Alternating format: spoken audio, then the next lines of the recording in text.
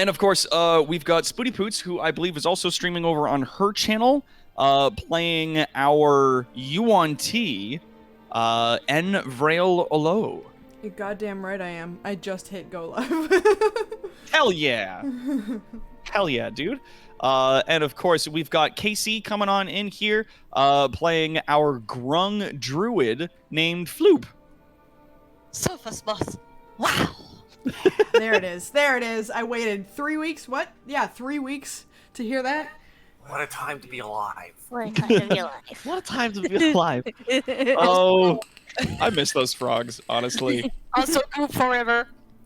Hell yeah. And of course, we've got our good friend Warden coming in playing our Thrycreen monk by the name of Keeper. Good to be back. Good. Hell yeah. And last but certainly not least, of course, we've got Shaskar coming in playing Zax, our goblin artificer. This week, we get to the dwarves. Maybe. The dwarves! Fucking Indeed! maybe. Fucking When maybe. last we left the A-team, they had finished with Bromo Nubs more or less up in the sort of like the top corner up in the woods. They headed south out of the forest in and around this area just north of Egress and started heading to the south and west towards the entrance of Vraugikall along the edge of the town of Allura, the farming community that's there. There are some sort of paths that you guys are finding your way onto as you're making your way in towards the town. And you are still traveling with the Dwarven... God, there's a word for this, a person that builds ships. Warden, what's the name of the person that builds ships? Isn't that a shipwright? Shipwright? Bosun? Warden might is be muted. I should be. There you I'm go. not muted. There you go. Now Oh, there you are. Now you're Sorry. open. Yeah, yeah. The answer is shipwright. Bosun is a position on a ship, like a ranking position, like in a crew. Whereas shipwright is a career position, like people who repair and build the actual ships themselves. That's so rad. Warden for real knows how to like sail boats, and it's like one of my favorite facts about Warden. Yeah, I always be yeah, like, Doc. tell me boat stuff, and he Doc tells me just- boat stuff, and it's super fun. Doc just goes and looks at Warden and is like, boats. Boats, and he's like, yeah, shut up. I'm like, love you, bye. But yeah, Boat wheel.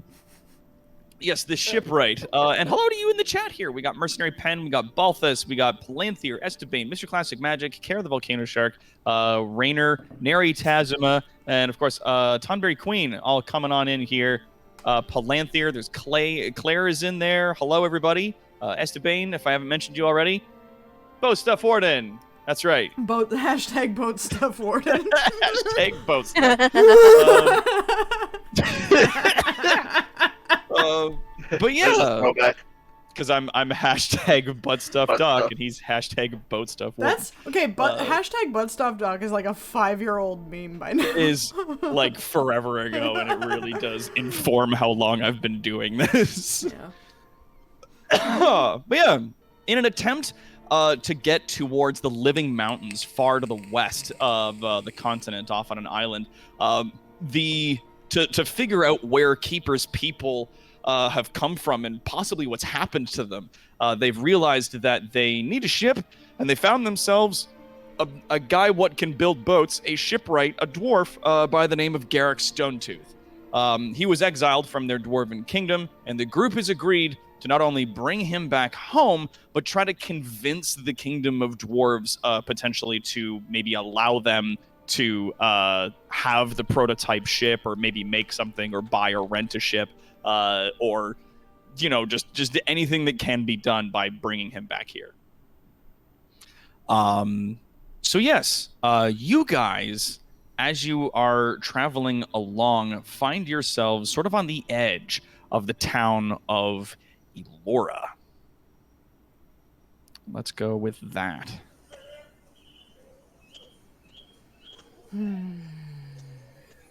Now I remember, just to make sure that she does not trouble people, I remember specifically that Floop became a corgi for this place. Yeah. Yes. You guys are still like a good you're on the edge of some fields. You're not in the town proper yet, but the path does continue sort of in between some of the fields and then through the town before getting to the Dwarven Kingdom. At this point, no one has seen you.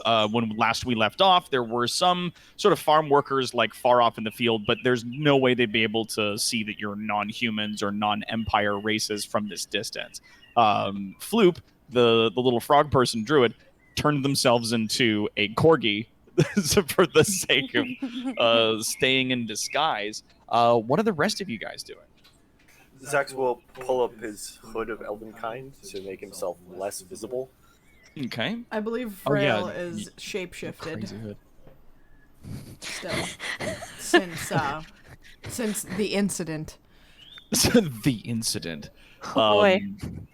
Yeah, Vrail is sort of shapeshifted down into the Yuan-Ti pureblood form, so much more human in stature and physiology. Keeper is wearing his hooded cloak, trademark hooded cloak and mask to conceal his. Fuck yeah. It's like Awesome. Okay. Let's see. I'm just looking for like town music that's not from some of the other shit I used to run. There we go. We'll use that. There we go. I was Yeah. gonna be like, play some Zelda. Yeah, Zelda's I got got tons some of fucking great Zelda. town music. I got Shadow of the Colossus in here. I got Total War Warhammer. Fantastic. Fucking Uh, stoked. I suppose, I guess Cyace's just kind of, like, I'm assuming she's wearing a cloak, she's got a hood, she just kind of puts her hood up and hopes that no one sees. Is she a ghost lady? Yeah, I was gonna say, like, a lot of the clothing that you normally have is sort of part of your ghostly, ephemeral form. But you do also possess like other things, like cloaks and whatnot, that you could attempt to like put over top and sort of obscure people's vision to that. But yeah, as you guys are standing at the edge of the town there, sorry, Garrick turns to the party, looking a bit sort of anxious, and he goes, "Right, did we want to maybe do what we did before with the manacles and whatnot, or do we think we can just walk this one through?" We can't go around? Do we I mean- need to be here? Yeah, like looking around the edge, Garrick also sort of like scans the horizon and goes, "Aye, we could walk around, I suppose." Might be safer. Aye. Do we have any purpose for this place? Well, the main road goes through here and then into Vraugikall proper, up next to the mountain, but we could walk around the edge of the fields on this side. Should be fine. I'm going to take a moment and open up the trunk of my spider mech and judge to see whether or not I would fit inside of it. I could just throw my cloak over you on your mech. It's a big cloak. Looking through the trunk, you think that if you like scrooch, that you could probably fit in there. I might not be able to like lock the trunk closed, but I can. Yeah, probably don't lock yourself in a trunk. Probably don't do Oh that. no, I don't have the key. Yeah. What are we gonna do? Better just chuck it in a river. Don't need it anymore. So we've made a mistake. I have forgot the keys. That would Lock be in here with me. They're in here. that would be a goblin artificer, honestly. All right, now where are the keys? Just cut to like a set of keys left on a table back at Bromo Nubs. That's Like, great. ooh, no. Again. Oh god. Yeah, you think if you scrooge down, you can fit inside. Okay, plans for later. Do we have any reason to be in this town? Well, as it is, I think if we go around, if we're walking along the sides of people's fields and whatnot, they might mistake us for potential bandits or something. If we just mind our business and walk through the towns, people might pay us no mind, but there's more eyes in town than there are farmers on the edges of their fields, so that'd be up to you. If we're walking through town, I'm going to be inside this. He just pats the spider mount. Yeah. I look at Cyaces and Zax. Do either of you have illusion magic to like change your form? Nope. That is a good question. I have minor illusion. Okay.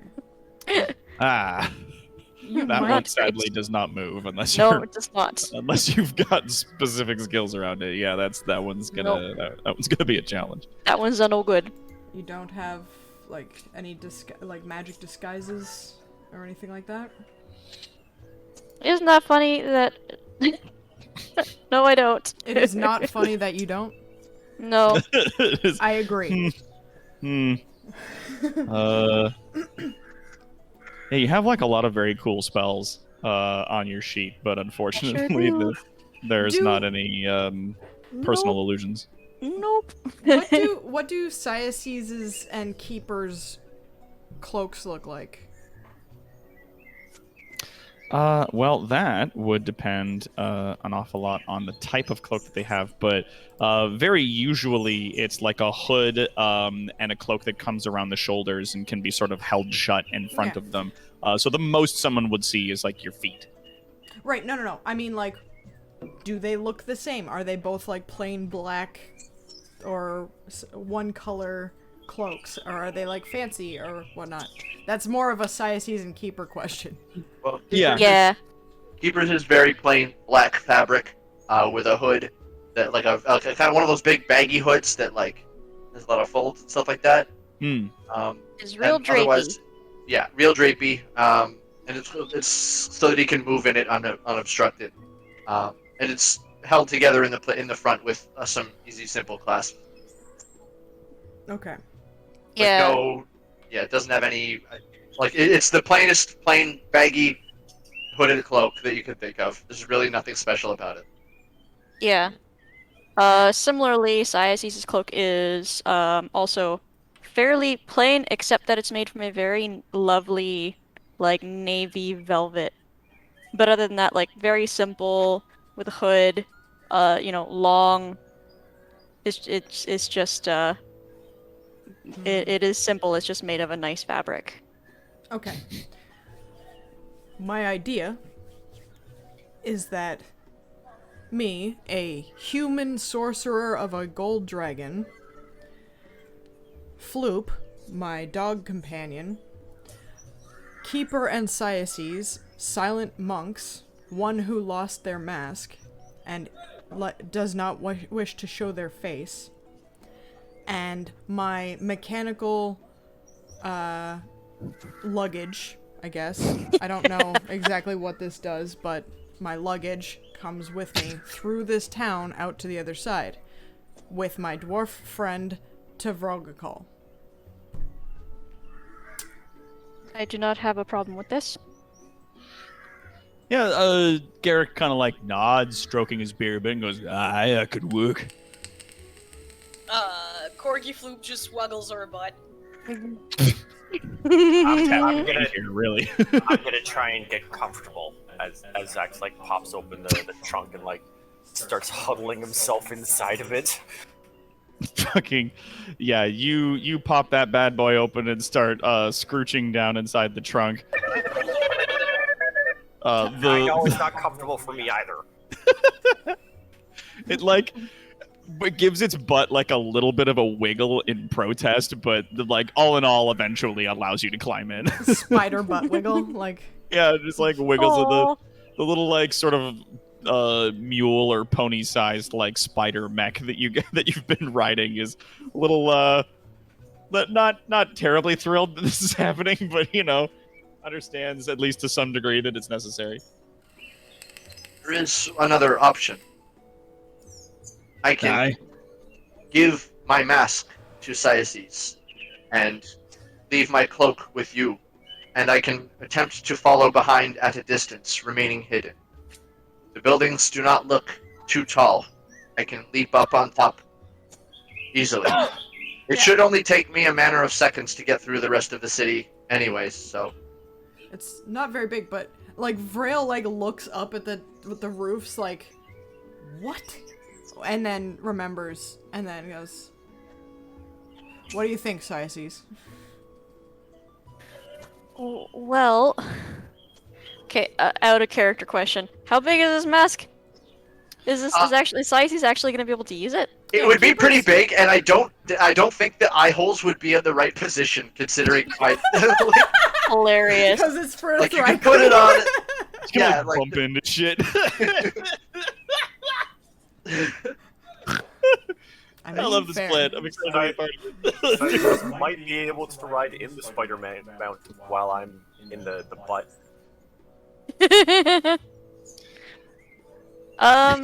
True. Well, then I also wouldn't need to discuss it that it's my luggage either. Two birds with one stone. That is fair. It assumes ownership. So Siaces,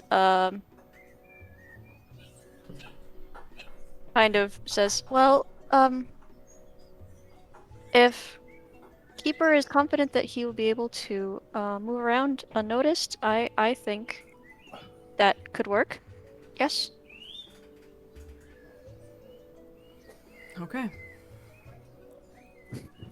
Keeper takes off his mask, his like large white mask, and hands it to Scythe. The mask is shaped like the little icon I have down. Yeah. Yeah, it's like a little, almost like a white. Let's be real, mask. it's from Actually, you know what? Evangelion. I don't have those plates on presently, but let's I think you go can just over click here. on the bottom. Oh yeah, no, it's a setting. Yeah, I if always I have them go up, so to I large, forgot. yeah, this face right here, that's what it looks like. It's very cool. I love it. There's I always everybody's have these characters. I always have these little plates up so that people at home can see the characters. Little faces. Yeah. Yeah, you know what? I'm gonna keep that up. It reminds me to cross my arms a lot. Gotta fold your arms like a whole bunch. Just Yeah, like a lot. Like a concerning amount. like a concerning amount. Fucking pile. And I found Corgi Floop. Yes. Yeah. We have it. Oh, yes. I'm gonna absolutely open that shit up. Yeah. I'm gonna go over to our thing here just so that people could see Oh, what we're talking about. There she is. It's Floop. There's a corgi. Yeah. Perfection. beautiful. Actually, very notably, I think I see an uncropped tail. So bravo, very nice. Yeah. Yay! Yay! So Yeah. good. Keeper Very will. good. Keeper removes his cloak and starts folding it up. Anyone who wishes to wear this may wear the cloak. He kind I'm of actually gonna offers take the folded off my fabric. cloak. too. Pardon? I'm gonna take off my cloak. Okay. Oh, okay. People going cloakless up in here. Ooh. People getting all Ooh. cloakless I didn't know up it in was this that kind of stream. Siaces takes Keeper's mask and attempts to put it on her face. How does it fit? It fit like.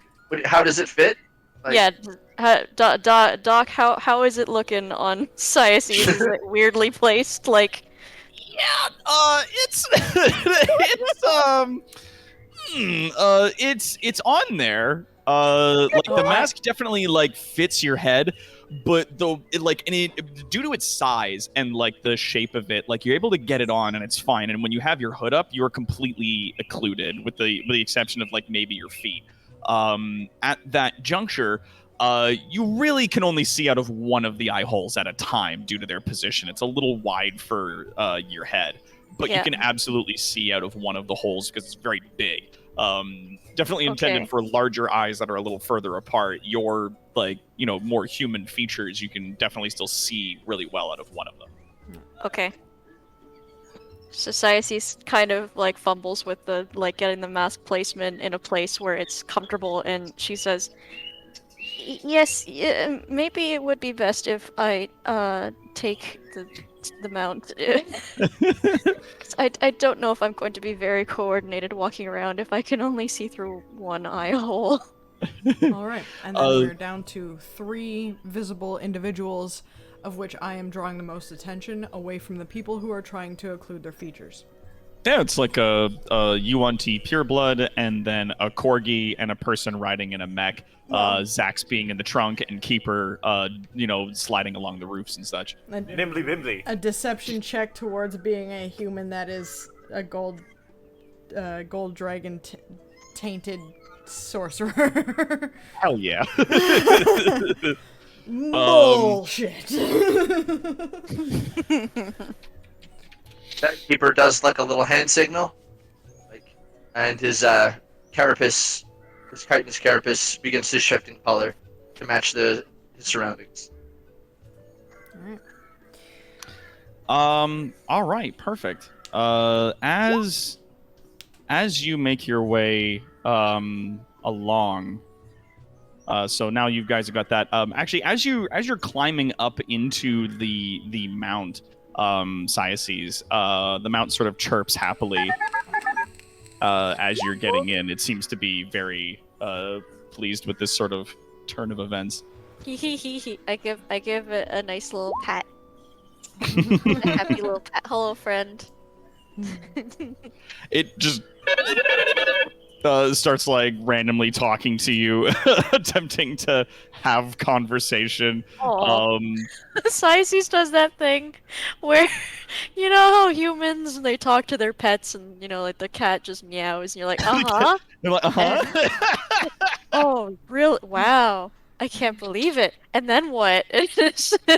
Yeah. And you I'm gonna say give me roll me persuasion. Yeah. Well, where is the thing? Oh, it's over here, right? Okay, hang on. Boop, boop, boop. Oh, I can't see what my passive deception is. Oh yeah, I can. Never Oh, mind. 60. That's awesome. So there is quite a while of of you talking to the mount. It just happily just continues to chirp along with you as you continue to go along. It's super adorable. But yeah. Robo Spider, mechanical chirping. Players, I regret being unable to speak math. I speak math. I regret. This is,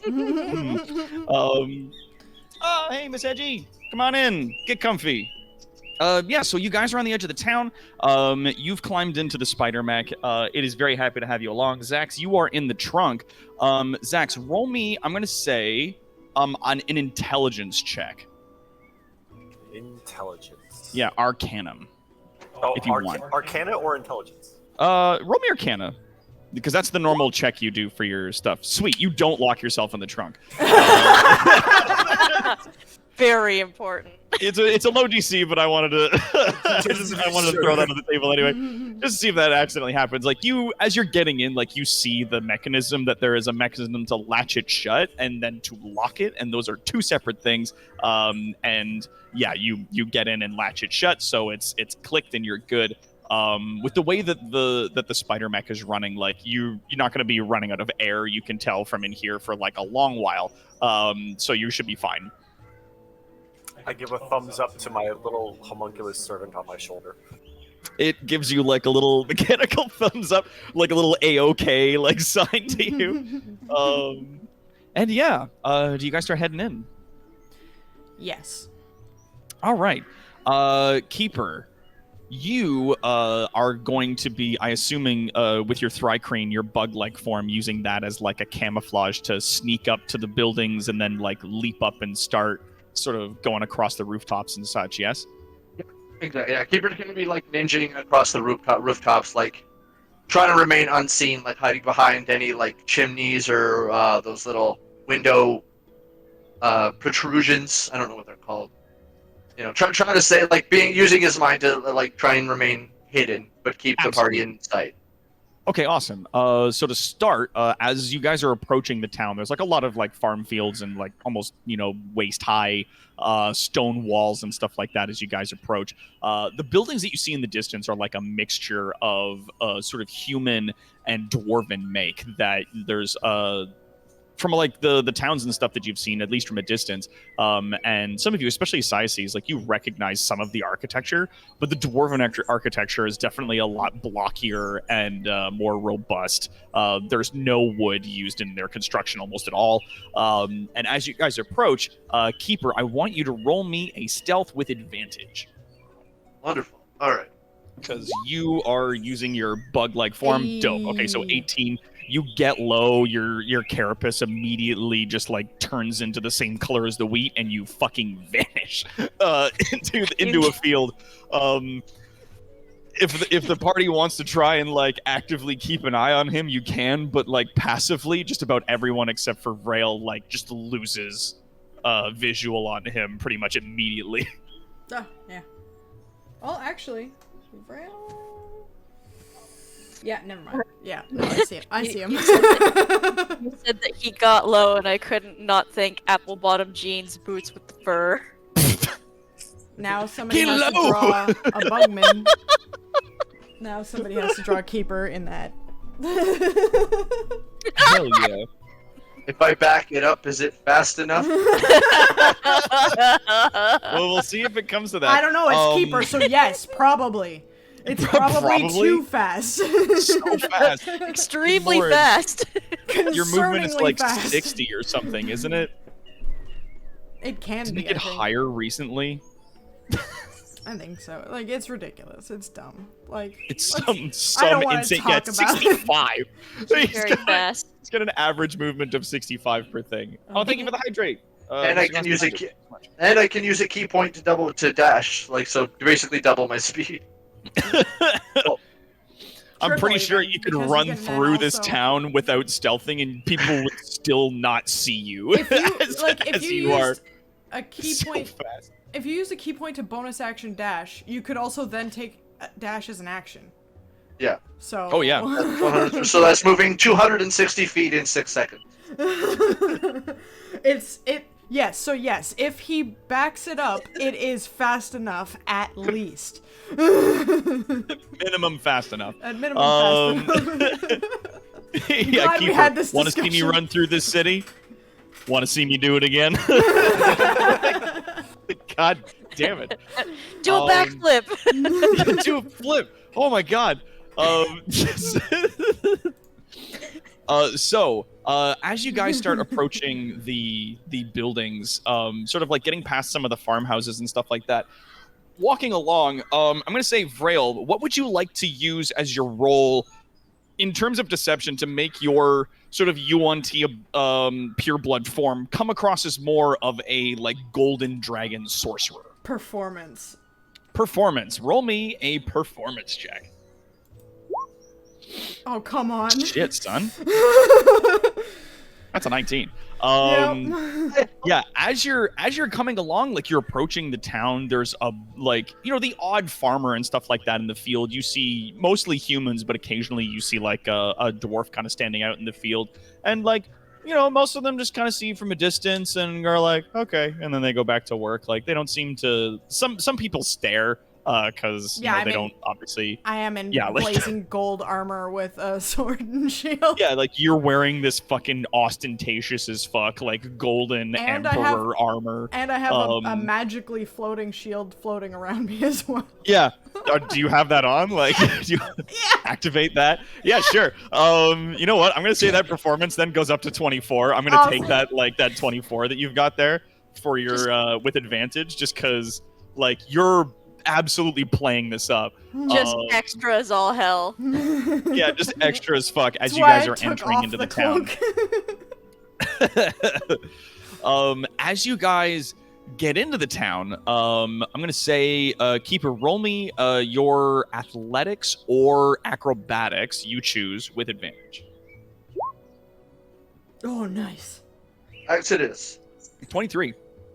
Yeah, you like as you sneak up to one of the taller buildings, just like you're up on top of one of the rooftops, and you like immediately shift your carapace to that color to like crawl over, and then start leaping to the next building and to the next building. So there's no problems there, which is fantastic.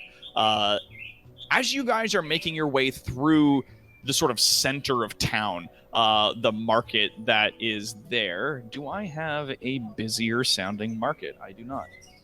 That's fine. As you guys are making your way through to sort of like the center of town, like there's like maybe 2-3 kiosks of people selling different produce and whatnot. You do get the idea that a lot of the produce that's produced here is shipped to other parts of the empire, if not just straight to the empire's core. And as you're going along, again, the odd person like is kind of they linger when they stare at your group a bit. Almost all eyes are falling on Vraugikall as you guys are walking along, which is fantastic. You're just about to get out of the center of town, sort of like the central area where the path comes in, and then you can see the road that goes up towards the mountains. You can see the Dwarven kingdom of Vraugikall in the distance. You are approached by a man in a tall hat. He is wearing sort of like a semi-long leather trench coat. He's got a lot of belts and stuff on him. You can see that he has a pretty severe-looking rapier at his side, and a very aggressive scar on one side of his face. This gentleman approaches you guys and raises his hand. Stop there. Oh God. Oh no, I already hate him. I was waiting for Warden to pick up on who this is. Oh, I know. I don't know who this is, but I already have deep concerns. Yeah. Is he in front of me? Yeah, he absolutely steps in front of your group and puts up his hand. The dwarf that's in your party that's traveling with you, Garrick, he immediately stops and remains silent. Vraugikall, you are pretty much the only visible person standing there with him. If you or Caesar or even Floop, if you guys want to roll a insight on him, you may. Yes, I would. Yeah, let me try. Okay, so he is directly in front of me. Blech. Yes. Okay. And he has his hand up. Classic magic. Bail! Bail! No. It wouldn't have been a bail. It would have been a keep walking. Yeah. No, like he definitely like steps into your path to like specifically stop you. And he has his hand up. Yeah, and he's got like his one hand up to stop. Floop, with your insight, you catch on that Garrick is definitely very anxious about the presence of this individual. Caesar looks just like Garrick's being quiet, letting other people talk. Floop will just waddle towards Garrick and lick his fingers with a few whines, like, "Are you okay?" He like gives, without looking down at you, gives your head like a little pat, in such a way that's like, "Thank you, but you need to be quiet." That's like it's very much a like thanks but shush kind of pat on the head. Like you can see he does not take his eyes off this individual. So in the middle of the street, you see this guy, and he says, like, "You will state your business in the name of the Empire."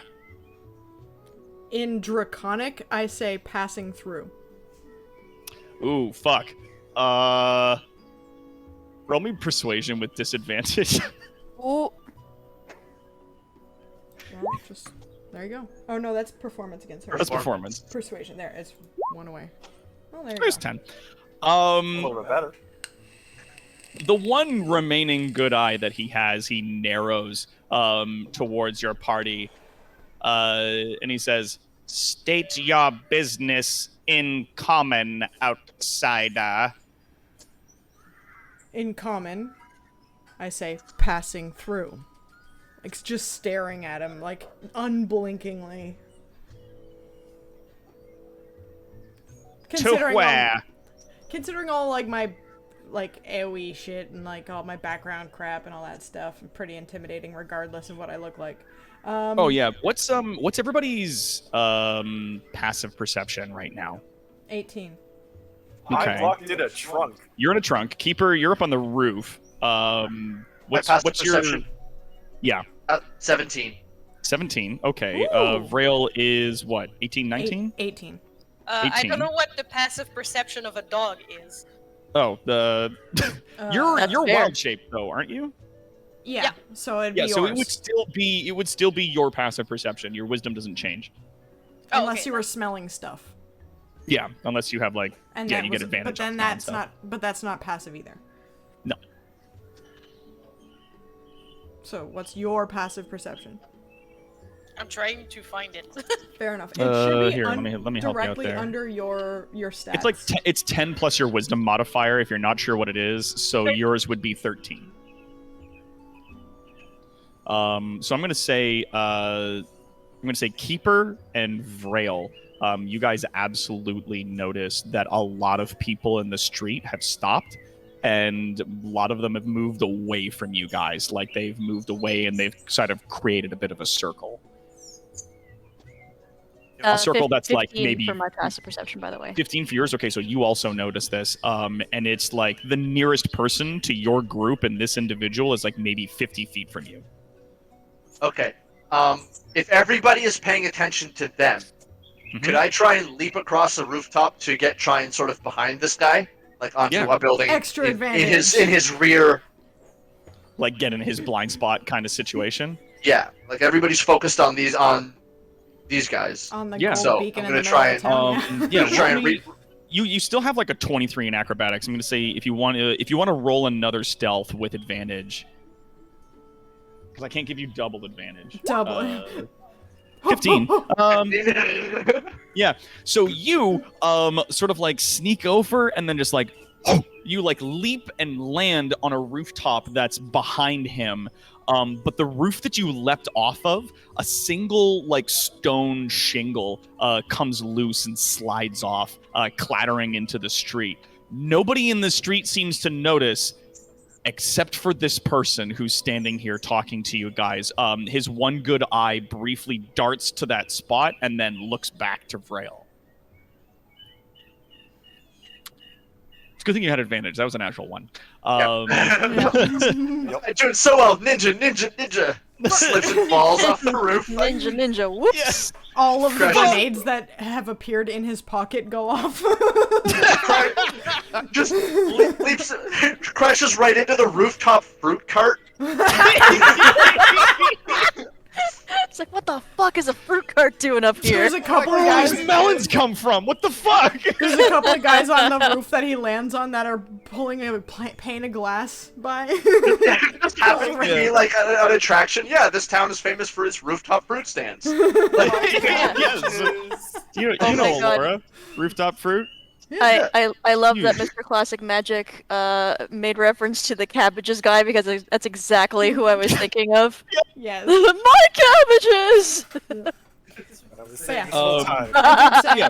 The individual who's here interrogating you guys asks, "Where are you coming from?"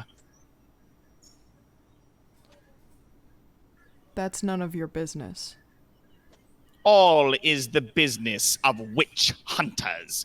And he takes a step, sort of leaning to his left, your right, Vrail, and looks past you specifically at Siaces sitting in the mech. What is your business? My business is to use the main road to get through this small town. If you wish, I will go around if we will not be waylaid when we do so. Your business is highly suspicious. I would like to know more. He takes another step closer to you and gives you like a very close regard. He says, "Where are you heading to?" Vraugikall. Roll me if you want like a persuasion. Oh fuck yeah. Hey, let's go. So you say that, and he takes half a step away from you again, looking at you. If you want, you can roll an insight. All right. 19. Something about your business in Vraugikall does not give him something to stand on. Like, Yeah. just the fact that Kinda you're what going it's- to the Dwarven Kingdom kind of makes it so that like he might not be allowed to know what you guys are doing. But he does continue to stand there. A lot of the people that are in the street are maintaining their distance. It appears, especially with an insight like 19, it looks like these people are very fearful. I lean in a little bit and say, "So if you'll excuse us," and then lean back and start trying to walk again.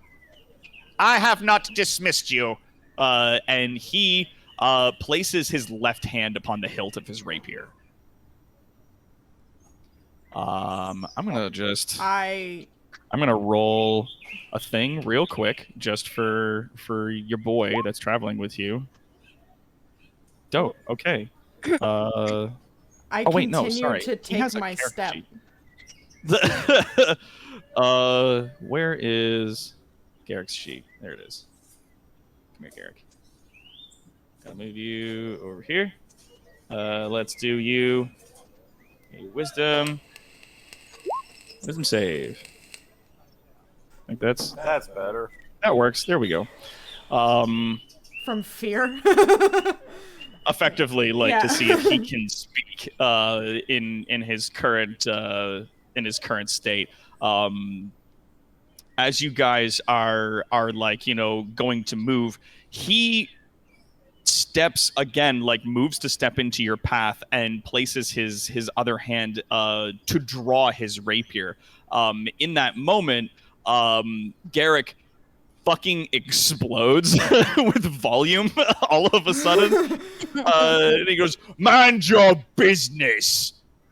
And sort of like a lot of like the human who's standing there looking at you like sort of freezes, and his eyes look down at Garrick, and he goes, "Dowie business is not the realm of Ungi kingdoms and laws." To which he responds, "So long as you're within our empire, your business is my business.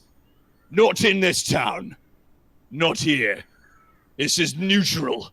And he points a finger at the ground in front of him. In this, one of the dwarves who's amongst the townsfolk in the distance goes, "Yeah." And a couple of people are like, "Yeah." And yeah, I would like to palm something out of my pocket, like out of. yeah. What are you looking to do? I just. I would like to sneakily have my portable hole in my hand.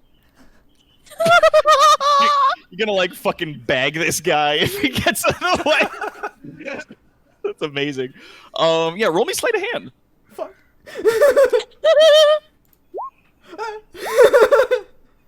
Okay.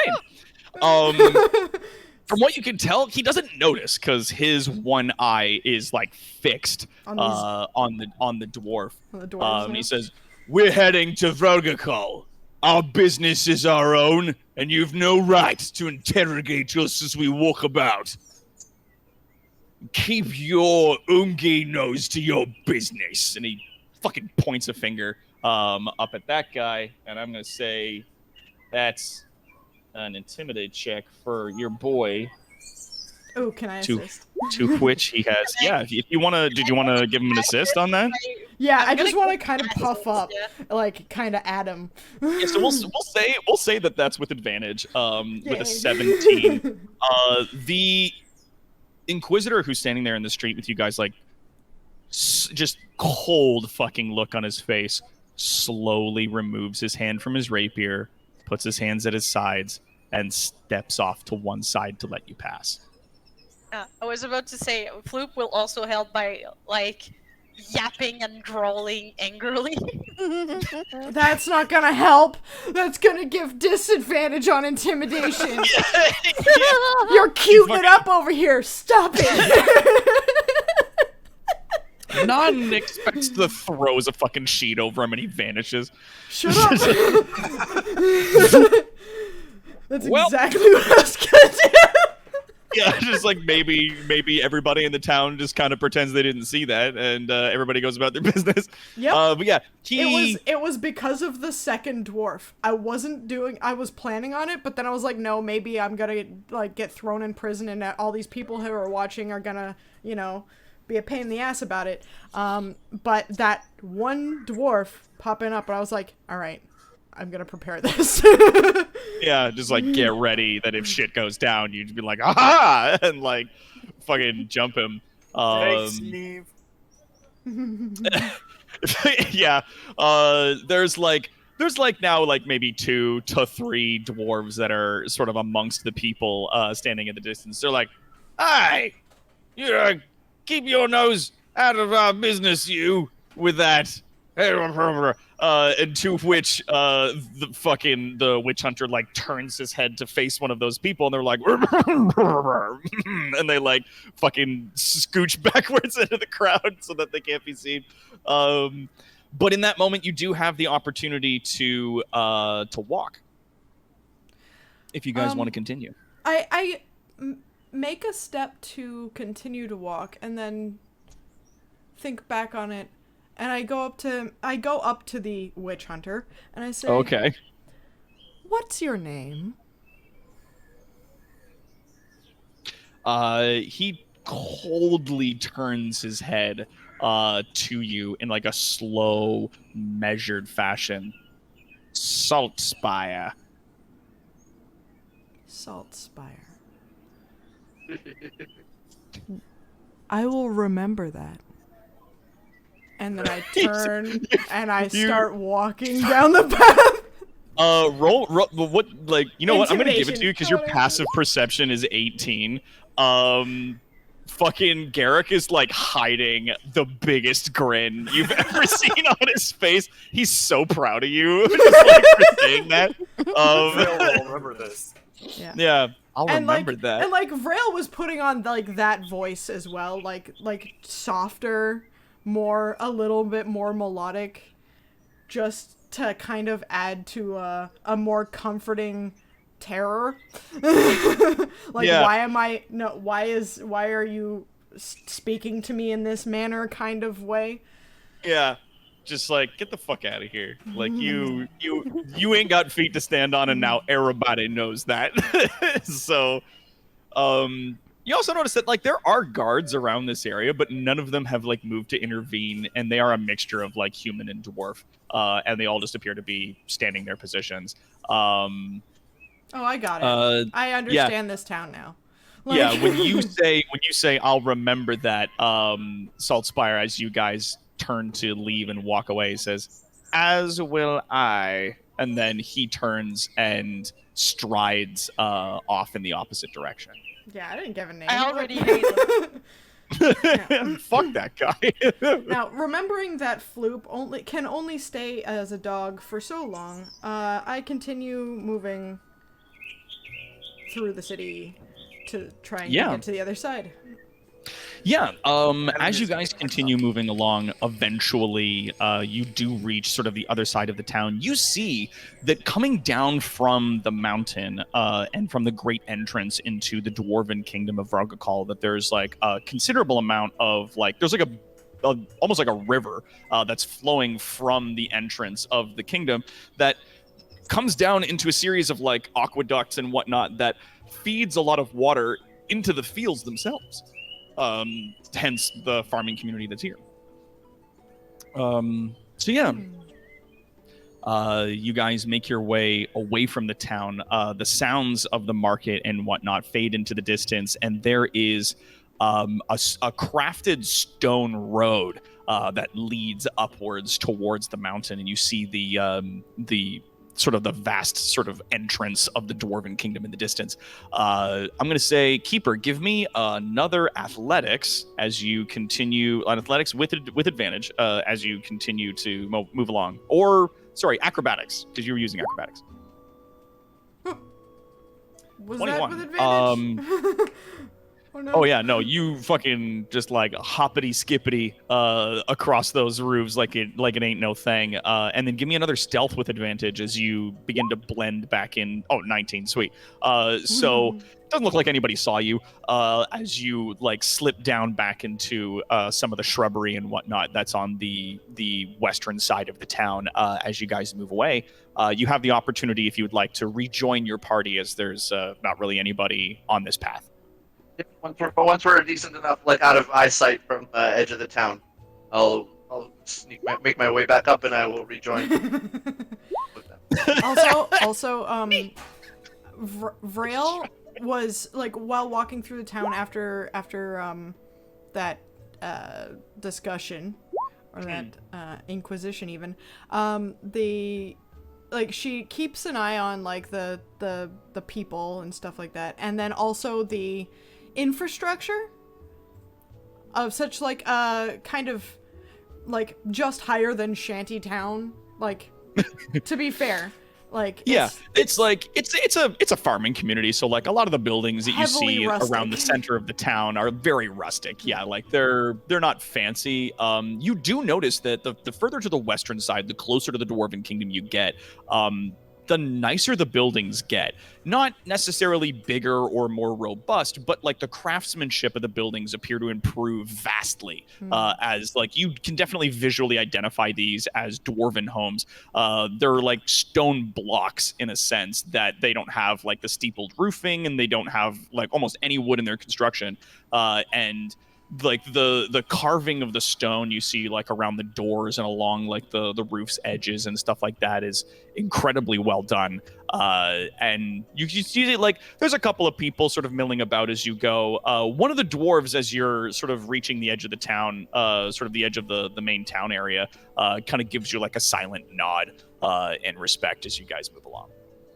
And Vrail gives them like a little smile, just a very faint smile, and like one of those like diagonal sideways nods. Nice. Yeah. Very anime. Like, but yeah, no, he like kind of, you see his nose turn red a little bit as he's like, and like gives like kind of scuffles off. But yeah, eventually you guys are heading out. Keeper rejoins your party, and you guys continue to make your way up to the entrance to the Dwarven Kingdom. There we go. Also, if Warden wants French fries, he can come and get my Wendy's French fries. Oh, Wendy's. Yeah, I had Wendy's. That's some of that Wendy's. I love Wendy's. As soon as it's stayed, Come on. Floop will go back to her original form. And once Keeper rejoins the party, he will like resume it. He will shift his carapace back to its natural emerald green. Dope. Oh, but just before going back to her normal form, she will just probably run into like a bunch of very high grass and jump out of it left and right. Yes. Super happily. Fuck yeah. For some reason, this image is not loading appropriately for our. Yeah, it's black for me. Yeah, is it black for everybody? Yep. Okay, Yeah. So for some reason, this is not Re-upload loading. the picture. Like. Well, it's working for mine, but for some reason it's not. Oh, you know what? No, that is map layer. Let's try moving that to token layer. Nah. Nope. Move it back to map layer. Yeah, it's not showing for some reason. I'm gonna just hit the old F5.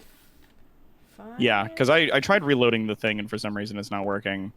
I'm gonna try the old F5. Back to front. To Is it front, please. Phoenix To suggests back and that then it's to Fog front of again. War. Oh god, fucking it might be. Let me check. Oh yeah. Dynamic lighting. Still Let's black. turn There that it off. is, There it is. There it is. There we go. For some reason, Yay. dynamic lighting was on for that. I don't know why that happened, and now I'm nervous and I'm checking all the others. They're not. Okay, good. No, this is the first time it's happened. I was like, I don't know why this happened, but okay. Thank you, So, Phoenix. thank you, Phoenix, so much for Yay. that. My god, I would not have caught that myself. Also, thank you, Gooey Cube, for the picture. Yeah. Yeah, I think Anytime I'm pulling this art down, if I catch like that it's got a signature or something like that on it, then I will 100% put that in there. Yeah. Let's see if I've got something that works. Boop boop boop boop boop boop. Yeah, not from that list. Let's go down into here. That's just a list you just gotta hit delete on, don't you? Yeah. Yeah. So,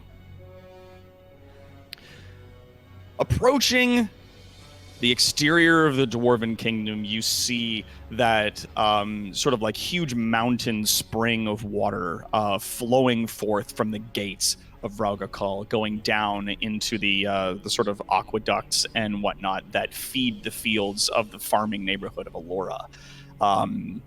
As you guys are walking along, there is occasionally like a heavily armored dwarven guard that is standing somewhere either on one side of the stairs or sort of like in key areas. They don't seem to pay you guys any mind as you move your way past.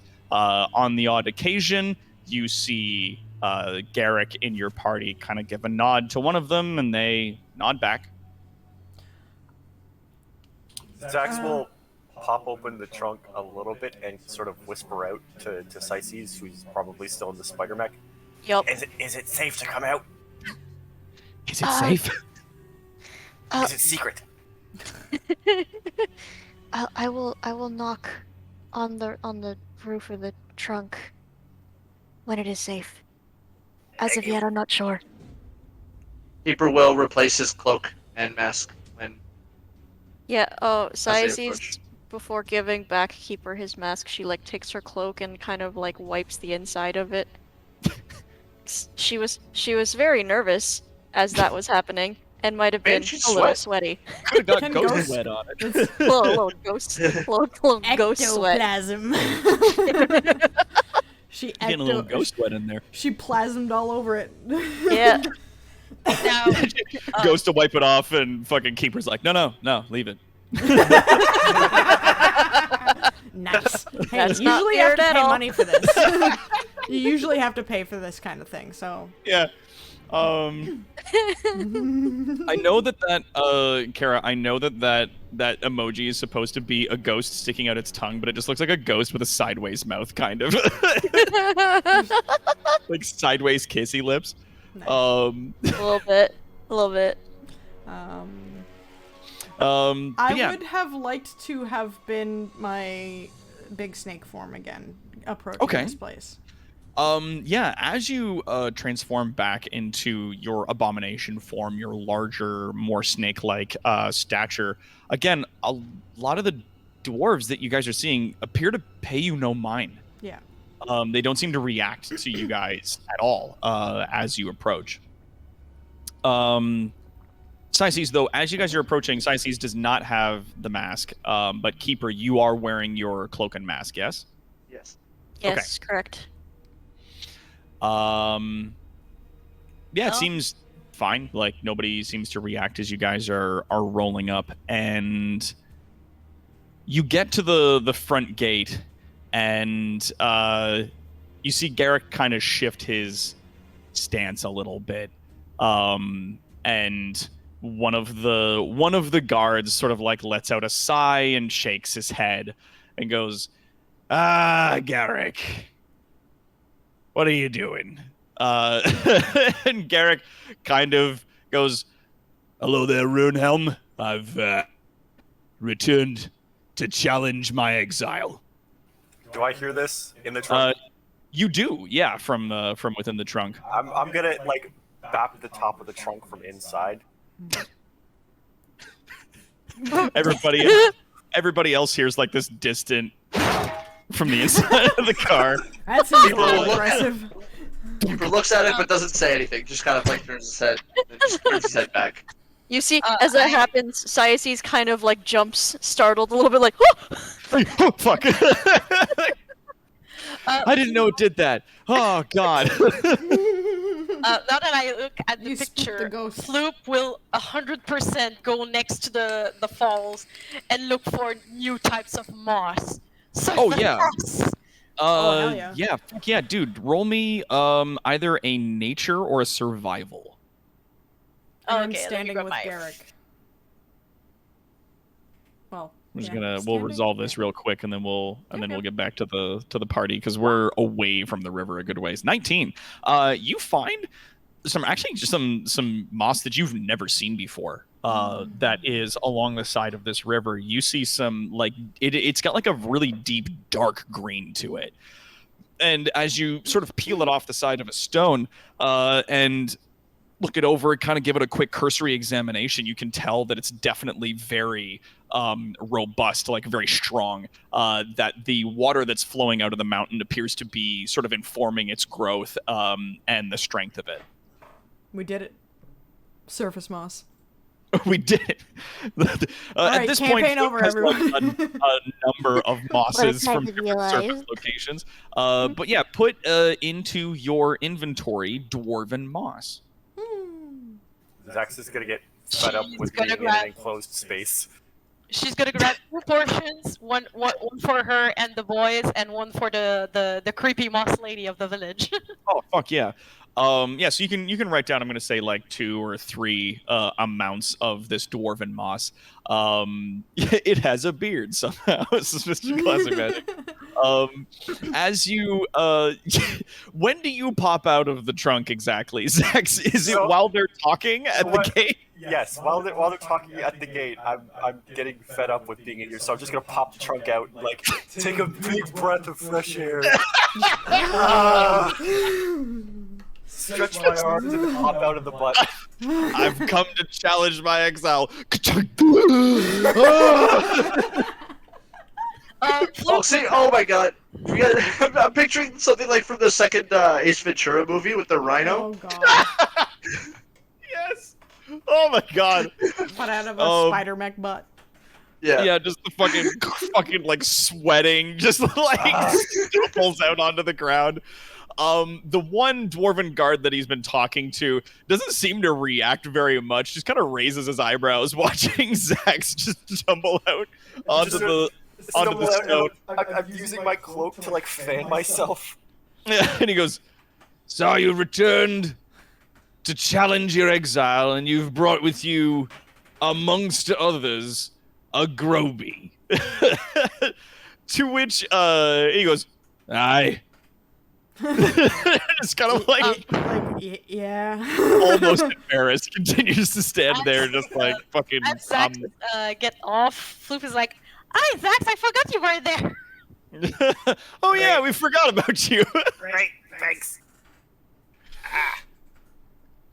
At that point, then he sort of like tilts his head to one side and gives a shrug and goes, "All right, likely to be your funeral, but you may challenge as you wish." He turns and like nods to the other guard. The two of them take these like massive sort of two-handed great hammers, placing them head down. They both bang them against the ground at the same time. The gates to the kingdom itself begin to open. Marching out from the gate is a contingent of dwarves, all dressed in like heavy plate. The ones in the front are carrying large shields and axes, and the ones behind them are carrying these two-handed hammers.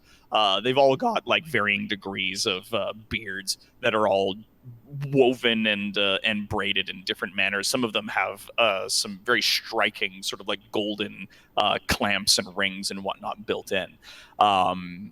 As they approach, the one that's in the front gives a nod to Garrick. He gives a nod back, turns to the rest of the party and says, "Right, so they're going to bring us in, and we'll be placed into holding until we can take our case before the king." Keeper nods silently. Zax gives 3 thumbs up, one with the homunculus. You 2 thumbs and the 1 robot arm in the back, like gives a thumb. So yeah, you guys then Floop begin will making your way in. once she will just say, "Well, once we are in holding, I might need water from my bucket." I can get you. We've got the alchemy jug. I can get you water. Oh, great!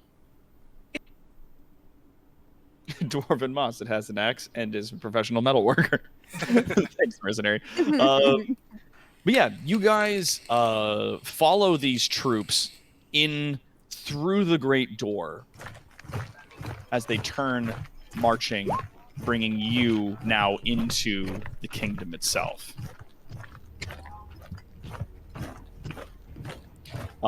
As you guys enter sort of on this like mid-level balcony, you see that the kingdom of Vraugikall spans in a tremendous distance in both up and down and then further in. There are a number of sort of waterfalls and flows of what appears to be either lava or perhaps molten metal moving through the city itself. The buildings and streets go both downwards along the inside of this colossal fucking cavern, as well as up along the walls and in some cases along the roof, making its way. The contingent of troops brings you in, and eventually, as you guys continue to travel through the interior of the kingdom, brings you to sort of like a holding area, which is, truth be told, actually quite nice. Ironforge? Yeah. The Ironforge. Yep. That is actually from Dragon Age. Huh. Yeah, that's why I recognize it. Yeah, I was like, I want to find something that's not just fucking Ironforge. Not just Ironforge, yeah. I want to Not find something that's not just fucking Ironforge. Not Ironforge and not from, like, Warhammer. Because those are the only two things that I can find on, I know. like, images about dwarves Yeah, but ever. at least the Warhammer ones aren't as, like, immediately recognizable. They're just kind of like fantasy dwarven place. Ironforge is very, very specifically Ironforge. Yeah. It is a very popular, anyway. immediately identifiable location. Yeah. But yeah, so you guys are brought in eventually to this like sort of holding area, and from there, the troops kind of like give you a nod and they make their way off. There is still a contingent of, I'm going to say about 6 guards standing in the area. There is the ability for them to shut a sort of like gated door and have you guys in a large cell, but they leave it open. And yeah, after a while, and I'm just trying to get his picture here, there is a fellow who comes to meet you guys. During the downtime in waiting, Zax is going to take out some of his artisan tools and start tinkering with some of his gear. Just basic maintaining it. Just like maintenance. Yeah, okay. Cool. I'm gonna move. Actually, no. We're just gonna stay. We're gonna stay here. After some time, eventually, there's like maybe 10 minutes or so. What you could only describe as perhaps a dignitary of the Dwarven people eventually sort of stumbles his way along into the room.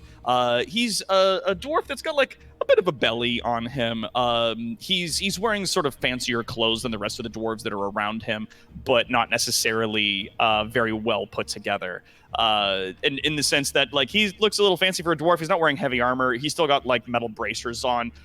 His beard has like a few golden braids and whatnot, or like sort of like clamps and whatnot through it. And he's bald on the top of his head. He's not wearing any helmet or anything else. And he sort of like trundles his way into the room. And upon seeing you guys, he smiles and sort of nods and goes, "Ah, welcome.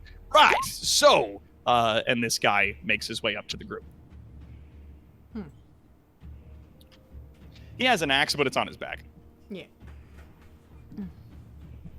Right then, so, I'd imagine it's you who's asking about their exile then, eh? And he looks over to Garrick. Garrick gives him a nod back.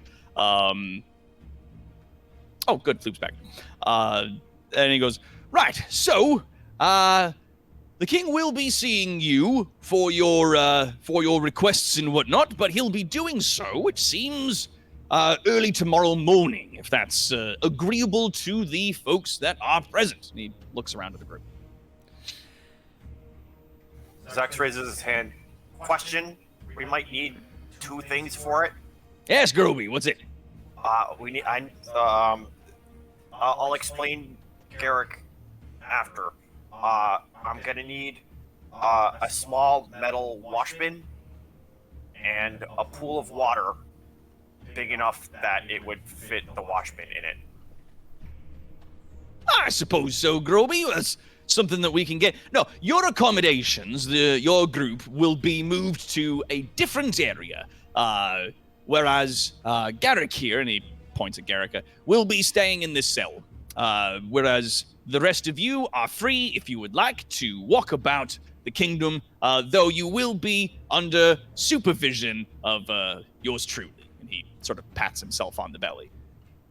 Keeper raises his hand. Aye? Where can one go to get a good stiff drink?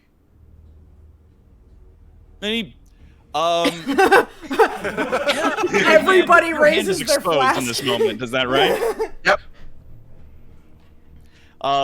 He sort of like looks at your hand, and pauses for a moment. I don't know if anybody wants to do an insight on check. that, but he, yeah, like, I can finally do it because I can finally see people. yeah. Oh, no. Anybody who's present, yeah, he's just having a weird quiet spot to rail. Keeper Siaces. Floop, there's no moss in here. It's so weird. Zax with a 19. So, Siaces and Keeper to a little bit of a lesser extent, but Zax, you're kind of picking up on this. He appears to recognize Keeper. And isn't sure if he should say anything about that or if it's his place to do so. Ooh. And like he Is it freezes good or for bad? like a good 3 to 4 whole ass seconds before kind of like forcing his way into the next words. He goes, "Aye, there's more than a few taverns around here. There's a few of our brew houses I'm sure would be happy to take coin in exchange for many of the wonderful ales that we make here." Was that an uncomfortable pause? A little bit. Like negative or positive? Like Zax, it's insight definitely check. neutral. Okay, You're okay. definitely getting like it's neutral leaning towards positive. Like he definitely wanted to say something, but wasn't sure if it was his place to do so politically. It was definitely an awkward pause, but it's not Justin Trudeau awkward long. Like it's not it's not 20 something seconds of just silence of God, I wish I could call this guy a racist, but I just can't do that. Vrail speaks up. Mhm. I don't know how to say this now. I don't know how to say this. I was just trying to, with Garrick's rooming, is there any room for my authority, as I am the leader of my kingdom? He like had raised both of his eyebrows and goes, "Oh goodness, well, we could certainly put you. Perhaps we could find some nicer accommodations if you give us a bit of time to see what we have available." I understand that your people need to have him under close observation and even maybe in a locked room. Aye. But if you could make his accommodations easier than just a plain cell, I would be appreciative. He takes a moment stroking his beard, thinking about that, and he goes, "Well, seeing as you're taking responsibility for him, and as that we'd like to, obviously show a kindness towards those that would honorably challenge their exile and whatnot, I would say then, well, I'll make you no promises, but I will try. I've got my word on that." Respectable. You, good. And he sort of claps his hands together. His fucking meaty, calloused paws. And it says, right, so, if you like a drink, we can definitely make you out to that, and I'll see if I can send word for a change of accommodations for Garrick here. Does that sound good? Yes. Zax turns to Garrick. Are you good? He, like, quietly gives you guys a nod. Keeper quiet, yeah. Keeper nods back silently. Yeah, like he doesn't really have much to say and feels that he may not be able to speak in these moments. Like you definitely get that feeling that like he's turning himself into the authorities, and that it's a grim thing. Like it's not a lot of people might have successfully done this, as it turns out. But yeah, you guys are eventually escorted out of that room. Oh, yeah. Floop just lifts her froggy hand. I wish to stay with Garrick. Oh, that's really adorable. You see, he like kind of looks down at you and goes, well, I don't see a problem with that. You could remain if you like. She requires water to soak in and a less intense heat as she looks around at the molten lava and or at the molten everything. Yeah, like the city streets that led into this area definitely had a lot of molten stuff outside. And he kind of like Floop sort of like looks over to Garrick and points a thumb at Floop and he goes, "Is that not just a really wet Groby?" to which Garrick like shakes his head no, and just quietly staring at him, and he goes, "Right, so buckets of water. Don't think that should be too much of a problem. Right, and perhaps nicer accommodations. Maybe we can roll those together into the same thing. See if we could do that. All right." And he sort of makes his way along. But before Zax moves off with them, he goes back to Garrick and says, Don't worry, I got an idea. Proof of concept.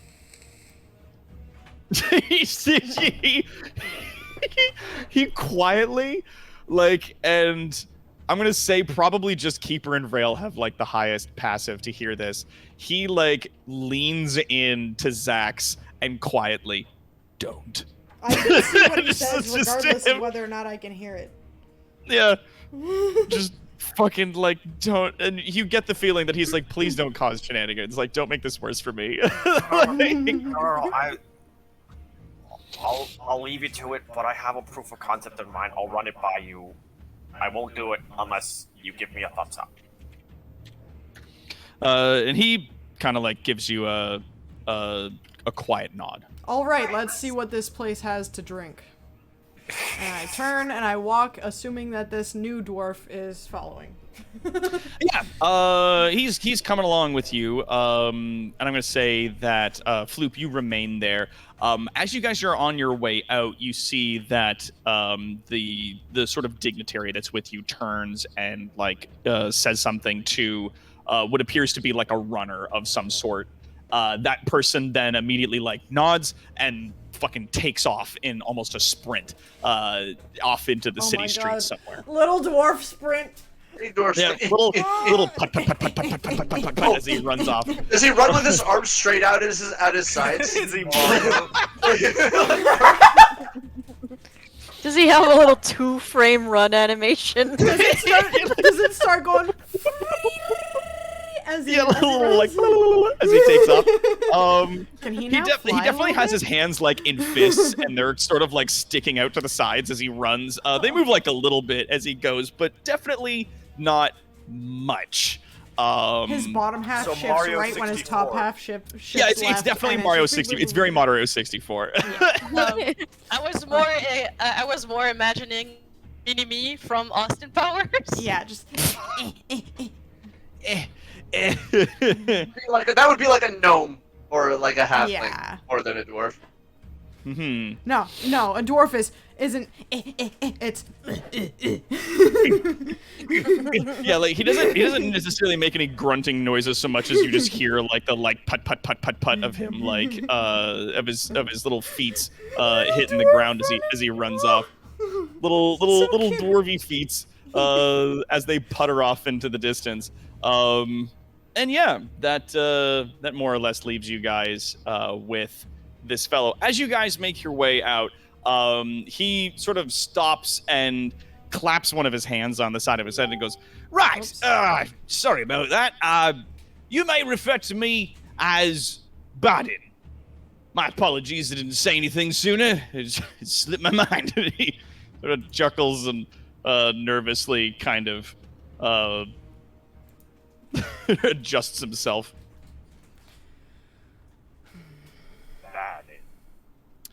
Baden Okri. Pleasure to meet you. I'm Sax. And he goes, right, and gives you a nod. Vrail. Climb back up onto my spider mount. Yeah, and then Vrail, and he goes, right, good.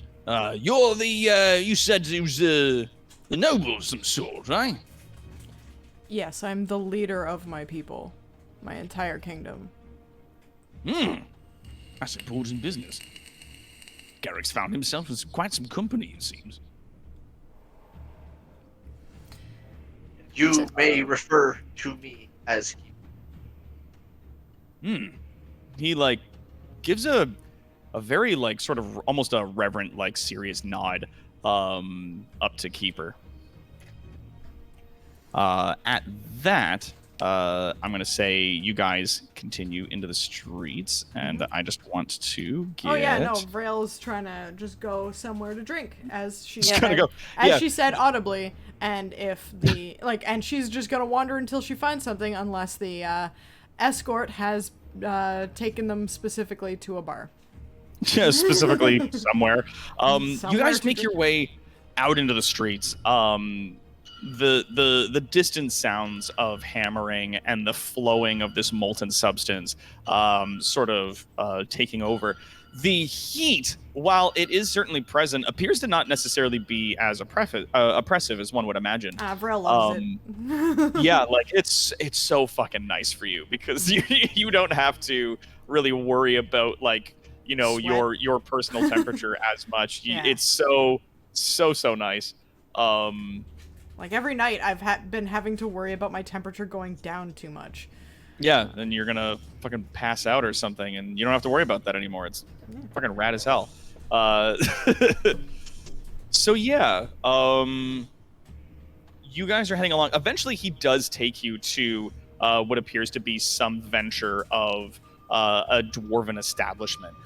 There is, in a way, a kind of a merchant's district that you guys make your way into, filled with a number of different sort of like shops. You see there's a lot of craftsmen here, some of them even working out in the streets, like just outside their own dwellings or their own sort of shop there.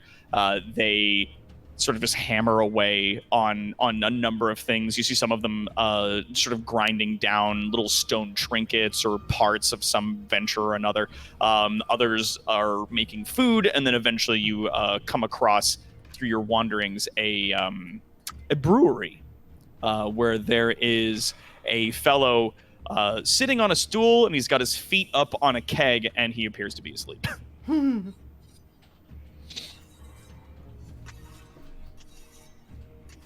I look around to everyone. I look to the sleeping fellow and just clear my throat loudly. Just Yeah. He suddenly like stumbles awake. He's got like a long gray beard that's been braided and woven. And he sort of like bewildered looks up at the group and then looks over seeing Barden and goes, "Right. What can I get you? What do you drink? Do you drink? Is that what you hear? I imagine that's why you're here." Is What he, else would does we he do? sound a bit drunk himself? Yeah, he's got like a bit of a rosy tint to his nose and his cheeks. You feel like this is a guy that lives his life buzzed a little bit in some fashion or another. To that, you see Barden then just like go, right, let's pour, gonna say, and he looks at the group, three steins of ale. I hand this fellow 20 gold and I say, let us see what you have. Impress us. Sayasine has been very, very quiet and kind of apprehensive up to this point, but seeing like the rest of her group kind of loosen up a little bit, she like finally like lowers the hood from her cloak and she speaks up and she says, she notices, you know, it's like this is a brewery, and she said, do you also brew tea here by any chance? Okay, so in that moment, you drop your hood and you ask if anybody brews tea. You hear the sound of a few tools clattering to the floor. Looking around, you see there's a collection, a fucking smorgasbord of dwarves in this merchant's district that have all dropped their tools and their mouths are all hanging the fuck open. To which, yeah, the one guy that you guys are talking to, the brewer, is like still holding the gold in his hand, and he's just staring at Cyaces with his mouth open, and he's just like, and to which like Barden is just like, right then, chop chop, and like claps in front of him. He's just like, well, we're still young, let's have it. And then looks over at Barden and goes, did I say something wrong? And he's just like, but as he's turning to you, to Cyace, he goes, well, now, if we want tea, we'll need to go to a different, oh, fuck, and he, like, sees you sitting in the thing, and he goes, fuck me blind, well, shit, like, puts his hands on his knees and, like, bends over a minute, and goes, right, we didn't receive word, and we're very sorry that you were traveling with an ancestor. That's, goodness me. I'm so sorry about everything. There's no need for formalities. That's quite all right. If anybody has is passively inciting Vrail, she very much seems like yes, no, there's very much need for formalities. This is a big deal in Nation. No, excuse you. No, there is need for formality. Thank you very much. There is need for formality. How dare you? You know what I'm gonna say? That you are an ancestor. Roll me performance with advantage. Whew. Okay. Roll my best stat with advantage. Get it. Okay. Oh. So you fucking hands on hips, fucking puff up your chest a little bit. And a number of dwarves again in the street are like clamoring around to pick up their tools.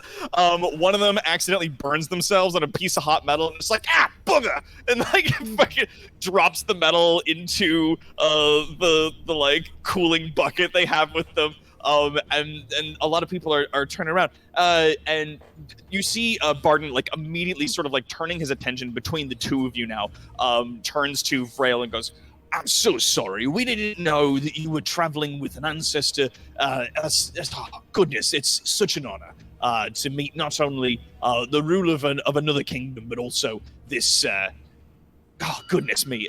He almost like stumbling over his words a little bit while the brewer dwarf like takes Vrail's hand, puts the money back in her hand, and is just like, I'll find you the best I've got. And he fucking turns, fucking like scoots his way back into his shop as fast as he can.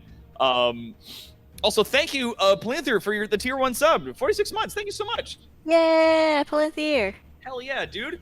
And so as all of this sort of commotion is going on, Barden is stumbling over his words between the two of you, and he goes, right, so is she related to you? And he looks to Vrail. No, not that I know of. Oh, so it's not your ancestor specifically, but you have an ancestor with you. Yes. That's fantastic. Wow. Like, if you don't mind me asking, what are you an ancestor of? Oh. Fuck. Cyaces is kind of a little bit, I guess, taken aback by the question because she, this was a similar line of questioning that she got from Garrick, but was not really prepared to have to answer it again. Mercenary Pen says surface ancestors. What a time to be alive. Oh fuck. I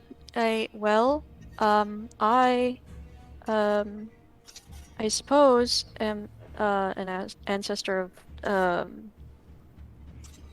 I came from here, the Empire. I strangely don't really have a lot of memory of where I come from, and I'm figuring that out. Oh, so you're an ancestor of the humans. Is that it? I don't want to say manlings. I feel that might be a bit. He sort of like looks to the rest of the group like, I feel that might be offensive. I'm not sure. Yeah, Vrail does not like. There is an evident look on Vrail's face, like, nah, it's not at all offensive. It's like, nah, you're good. No, it's fine. You're good. Right. So Call him whatever you're the fuck you want. you're Umgu descendant then, eh? I suppose that is what you would call us in your language, I suppose. Yes. Ah, yes. But what are you an ancestor of? I want you to roll me an insight. Yup. Okay. Okay, so you recall briefly when you were talking about this stuff with Garrick that the ancestors, or very much the ancestor gods of the Dwarven people, are sort of not only people that have died and their memory lives on in one form or another. Most of them, you remember him talking about it, like, don't necessarily manifest in this way, but they do pray to, in a sense, and give reverence to these people of their past, and they're remembered for specific things. Either the ancestor god of like smithing and craftsmanship, and there's one of war, and there's another of brew and like drink. There's like a number of their ancestor gods that fill a number of the different sort of like prideful parts of dwarven life. Mm. Tea. Yeah. So, well, I mean, I guess for Cyaces in her past, she would have essentially kind of been,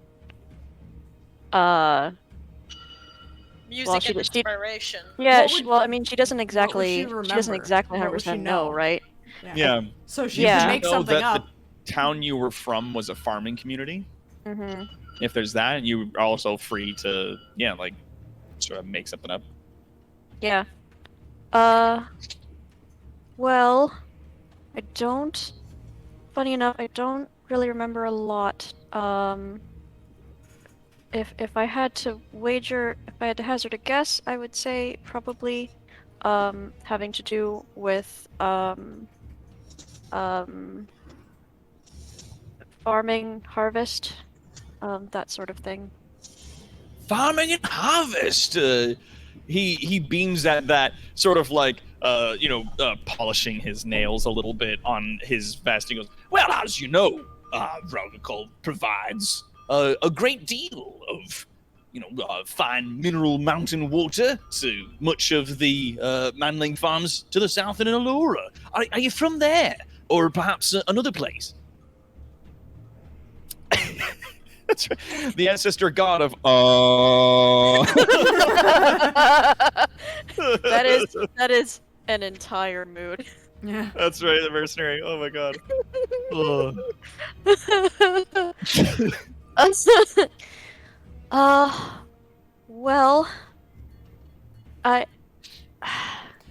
as a god's I'm followers still dwindle, figuring that out the as god well. itself loses their power and therefore their memory. It is hard for her to continue to speak of these things, as she does not have many followers left. Aye. Yes. Oh, I imagine that might be so. Something like You know, that. I've always wondered that the downfall of the Ungi Empire might be resolved around the fact that they do not revere their ancestors in a proper enough way. And he, I fucking... agree. Yeah, he goes, right! And he, just fucking, throws his hands up a little bit, such a loss. Well, they're a loss, really. But you're still here, and I'm glad that you are, and we are honored to have you amongst our halls.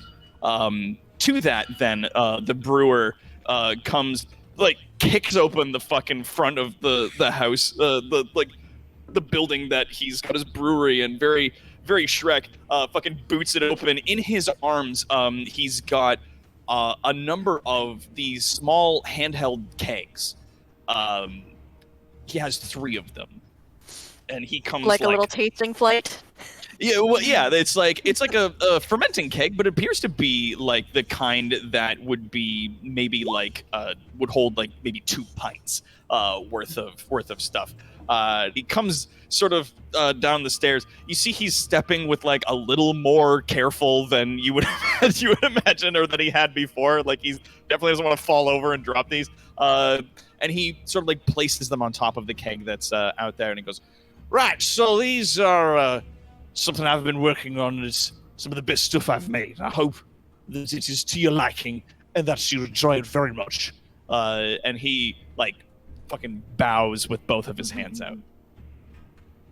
Keeper looked very interested in these casks. Vrail takes one. Yeah, Vrail, you pick one up, and do you want to uncork it and have yourself a drink? Yes, I uncork it, and as I'm bringing it to my to my mouth, my tongue's flicking out at it, smelling it. Yeah, I'm gonna say give me a what do we want to call this? Let's do perception. All right. Nice. Smells like beer. It doesn't smell like beer. It definitely smells like a sweet fermented beverage, but as you taste the air around it, removing sort of the cork from the one side of it, Jesus, it smells strong. You get this bouquet of delicious fruits, and there's mineral water in there for sure. But it is this powerful fucking scent. It is so incredibly pungent, in a good way. I take a sip. Roll.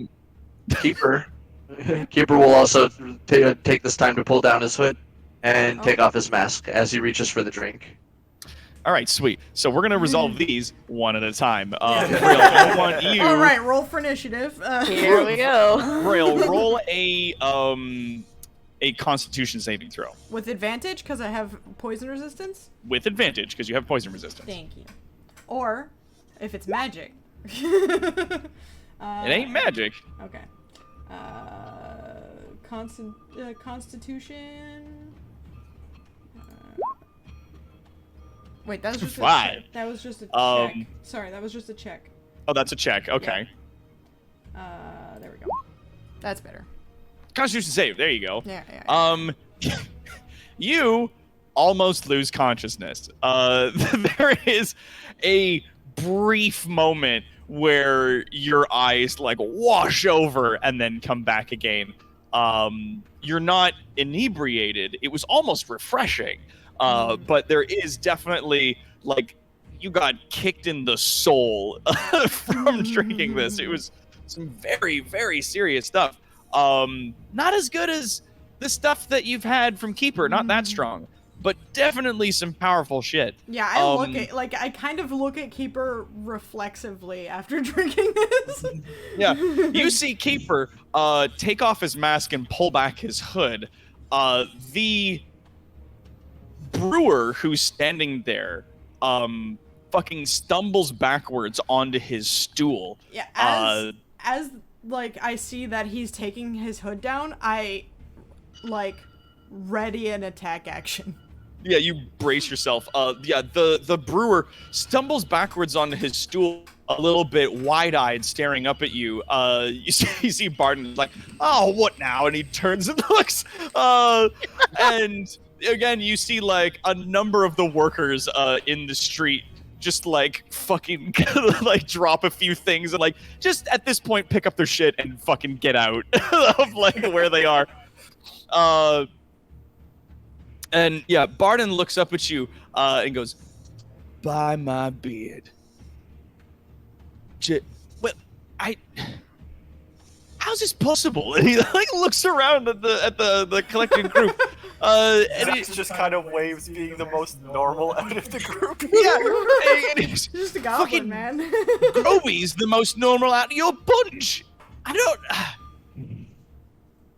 He's like at a loss for words, looking up at Keeper. Just kind of shrugs. Zach reaches down and pats the Spider-Man, like, you hear that? I'm more normal than you are.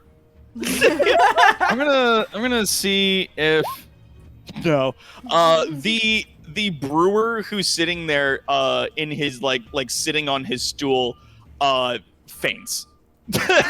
No. To which then Barton silently points up to the sign that's hanging above the door, which is written in Dwarven. So it's a number of runes and stuff like that, which Yeah, you wouldn't. I don't think anybody here speaks Dwarven. No. Green, Common, and Grong. Yeah. That's what I speak. Unless has anything written in Giant. And he goes, "Right, you can't read it. Bugman. Keeper This kind is of Bugman's brewery." Bugman. Keeper kind of tilts his head. Keeper almost like noticing that everybody's kind of looking at him. He kind of like almost reaches to pull his hood up, kind of like a little bit, like almost like a little shy. Yeah, and he goes, does the name Joseph Bugman mean anything to you?" Joseph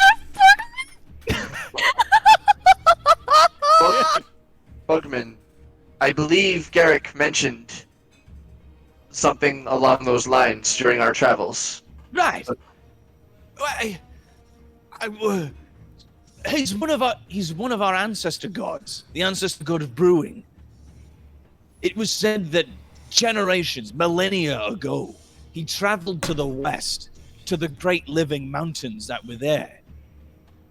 Whatever his name was before he traveled there, we don't know. But he came back with the secrets of brewing like we've never seen before. Started this brewery, and passed down the secrets of making the finest ale the world's ever known. Joseph Bugman. And I out of yes. game have just finally finished reacting to that. To Joseph Bugman. All right, continue. Sorry. Well, it said that he chose the name because the people that he met, that he learned the secrets of these brewing from, were, bug people.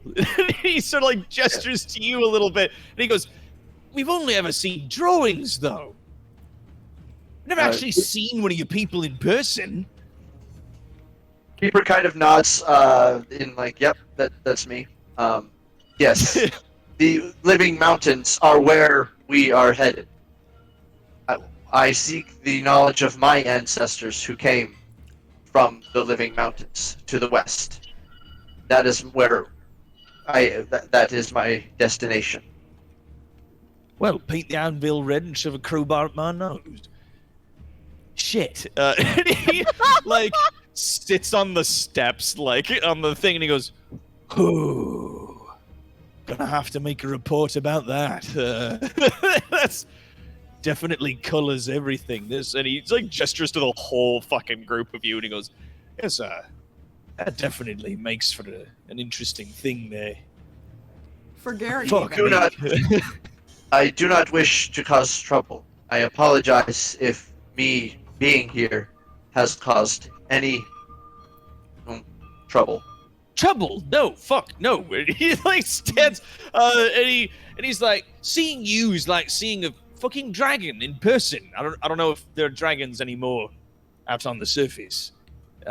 We haven't seen one in hundreds of years, possibly thousands at this point. I don't know if the Ungi have seen them anywhere. Last we heard, there was some southeast part of the continent that they might have been, but I narrow my understand eyes you're little like a bit. living myth to a lot of the folks that live here. I apologize for the disturbance. No, not at all. No, he shakes his beard, and he goes, "Not at all. We'd be honored if you would like to sample." He looks to the unconscious brewmaster and goes, "I'll tell him about it later. If you'd like to sample the very stuff that we've got here, our brew that we've made, passed down from evidently your ancestors." Keeper's antenna kind of perk up, like, happily, and like, yes, I came here simply searching for a nice, good, stiff drink. But I am pleased. I would be delighted to taste anything you wish to share. It'd be our honor. Trust me. And he gestures to it again. You definitely get the feeling that he does not feel that like handing it to you is appropriate. So he just keeps gesturing to it on the top of the keg. That's there. Keeper will kind of reach into his, like, under his arm, where to what his, like, supplies are, and withdraw his small drinking gourd. Oh, And okay. as is tradition amongst my people, you will get to taste. It would do me an honor if you would taste mine. And he kind of swishes the drink, or rather the drinking gourd around. Does he pass out? Does he pass out? You see him kind of like look at it, looks at the brewer who's unconscious, and then goes, "I'll have to tell him about it later." Reaches He will over jump and goes, into into the freaking metal. Yeah, just like that kid who fucking gets the hole-in-one in mini putt, just like leaps off the edge, like head first. Oh, he's totally fangirling right now. Yeah. Yeah, and yeah, just fan dwarf mode. Yeah, and he goes, "Right, well, I'll tell him about it later." And he holds out both of his hands very graciously. Keeper places this drinking gourd into the dwarf's hands. Yeah, he takes it, uncorks it, give it a bit of a sniff, and then he waits for you to drink first. Alright, Keeper will reach down and take a sip. Bring the drink up, and to do like a respectful bow and thanks, like with a full half of the top half of his body, kind of lean down forward a bit, and then take a nice big old swig. Yeah, give me a Constitution save with advantage. Excuse me. Constitution save. Nice. 16. So you again don't lose consciousness. But like with the experience that you have through drinking constantly, you like, God, this shit's good. It's not better than yours. It's not worse. But it's different. You definitely get, like, you can taste the minerals that are used in the water. Like, it's a very heavy, very dense mineral water that was used as a base for this. And like the fruits and whatnot that were fermented, you definitely get a feeling that there was like some raspberries and some apple that were used in there. You get like those hints, and then you catch like just an edge of that flavor of the wood that's used, which is like an apple wood keg that you're holding. It's good shit. I raise my cup and I say, "To innovation," and I take another sip. Awesome. Innovation. To innovation, yeah. He takes another sip, and his mustache almost stands on end doing this. Vrail's toast is like in reverence to why Garrick was exiled. Yeah. Please be careful. It is potent. And he sort of like, I can tell. That's wow. Oh goodness. Oh, certainly puts a fire in me. My gods. Like, all right then. Oh, good. This is valuable stuff. And he puts the cork back on the top and offers it back to you. And he goes, that's amazing. And you just make it in the gourd there. Oh, well, no. It requires. I use my brewing kit. And Keeper kind of gestures to a bunch of like small flasks and like distilleries that he keeps like on his belt. Oh.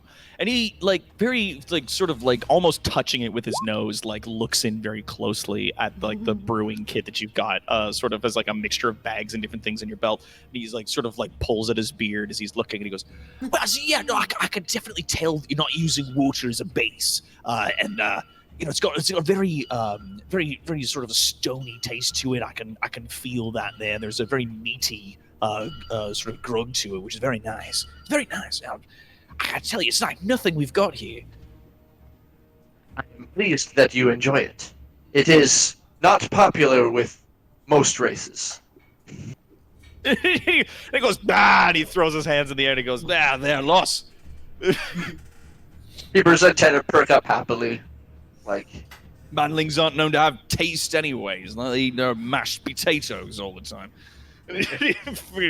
Grumbles a little bit, talking about people.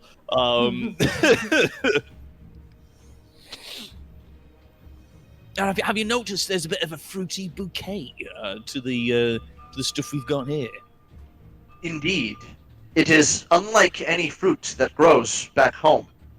That's raspberries and apple liqueur, and we use that surface grown just out there. And he points out towards the gates. Brewed by poisonous folk for people who like poison. Other than Vrail's people who just drink poison. Just straight up. Just straight up. So you guys continue on, and while this is happening, back at the cell that Garrick is staying in with Floop. Again, the door is left open, but the guards are still present while you guys are sitting there. As the time passes, Casey, Floop doesn't, or rather, Garrick doesn't say anything. Floop will eventually plop into her bucket of water. Very, very happy because she was feeling like she was going to be cooked breakfast soon. And she just turns to him. Are you okay? He quietly kind of nods, and you hear him sort of silently speaking in a tone that's a lot softer than you're used to definitely hearing from Garrick. And he says, Aye, 'tis a great shame for me to come home and challenge me exile like this. Not sure if it'll go our way. If I fail this, then it's execution for me. But we've got to make a case that the Engineering Guild was wrong to cast me out. That said, Dowie love their traditions, so innovating new things is a slow process for the Dowie. Even though we still stand on the technological cusp of a lot of things, the Engineering Guild can be very stifled when it comes to coming out with new ideas or new innovations because, everything that we make here, eventually the rest of the world will pick up in one way or another. We were the ones here who developed black powder. If that gets out into the world, as it has, Ungi have been making now cannons with it and things of that sort, but the steam that we use to power some of our forges, the other things we use here, the other technologies we come up with. If it gets out into the hands of people like Manlings, then they could use it for irresponsible things. So we have to be careful. Floop kinds of nod, and she waddles her bucket a bit closer to him. Because she clearly understands what it means. He is literally risking death. in order to let us go on the other side to Keeper's Island. So. And as you sort of like waddle your bucket over to him, he manages a very small smile and sort of pats the side of the bucket. Well, you're not alone in this. I am with you and I will support you any way I can. He kind of nods and says, "'Tis an honor to travel with you. You're good folk. And I will remember this." To that, a dwarf sort of runner, you imagine to be like a secretary of some kind. He comes in, trundling up to one of the guards, speaks quietly to them, and then makes his way off. The guards all sort of like, his eyes widen a little bit, and then he turns to the rest of them and like snaps one of his sort of like metal gauntleted hands, making like a tink tink when he does that. The other guards like straighten up and he goes, "We're moving this one. We're going uptown." To which Garrick definitely looks surprised. And then you guys escort you out of that area and up to one of the more noble districts of Vraugikall, where you guys are moved into some much more comfortable accommodations. During that time, Floop is just like, "Oh, Vrail, what did you do?" If you are in your bucket when the guards come in, one of the guards each will grab one of the handles on either side of the bucket, and they'll pick it up and just walk with you in the bucket. Oh no! Yay, bucket ride! Yeah. What's interesting is, despite the fact that they've like hoisted a fucking two-handed like maul in their other hand, and they're wearing like heavy dwarven plate, they walk with like a very steady pace to them, and they don't appear to spill any of the water from your bucket as they go along. Nice. A bucket of frog. That's right, Kara. Bucket of frog. It's the best kind of Eventually, you guys are taken up to the nobles district, where it's like a lot of the architecture is very similar, but there's like a little more gold in the stonework. There's a little more fanciful things, a little more filigree here and there in some of the structures. The doors look a little bit nicer, and they walk you up into a sort of like an empty home that appears to be there. Coming inside, there's a number of stone beds with blankets and things on them. There's a large hearth that appears to be already lit. There's a large amount of food that's been placed on a table, like you see like some roasted bird of some kind and like a number of fruits and vegetables there. And there's no other doors or windows. So when they bring you in, they then like give you guys a nod and then close the door. And you guys are in that space.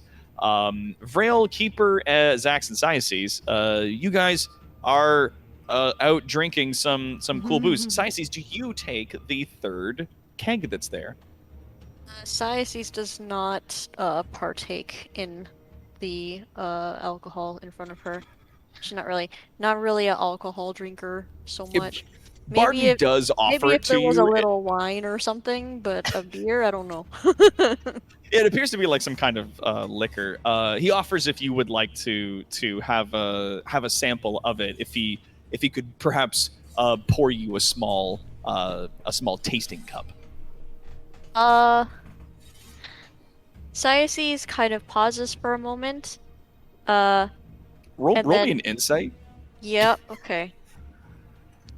Seems like he's really trying to impress the ancestor. Yeah. Oh, with a 14, trying. he super wants you to taste this stuff because he's so excited to impress to impress the ancestor that has been found suddenly in their kingdom. Right, okay. Siaces kind of pauses for a moment and she says, yes, I will try a little, but be warned ahead of time that I am not a big drinker, and so this might be a little bit of a shock to my system. Yes, of course. And he produces he sort of like goes inside the brewery and comes out like seconds later with a little silver tray. And on the silver tray is just the littlest silver cup, like almost a thimble in its size. And he very, very, with just like the gentlest, uncorks the last cask, pours a little bit of it into the little glass, recorks it, and then brings the tray over to you and offers it. Okay. Cyaces kind of gives like a gentle little nod in thanks and takes the cup and takes a little sip. Yeah, roll me a Constitution save with advantage. Constitution save. Okay, so With advantage. Not bad actually. Being an undead, alcohol definitely affects you in a vastly different sense. That you don't get the same like fucking kick to the head that certain booze would give, but you do, astonishingly enough, still taste it. As you have a sip of it, you definitely catch like that powerful alcohol, but it doesn't affect you. It's just something you can taste. You definitely get like the notes of that fruit, that mineral water, like the cask and everything. This just like this bouquet of like powerful, complex flavors.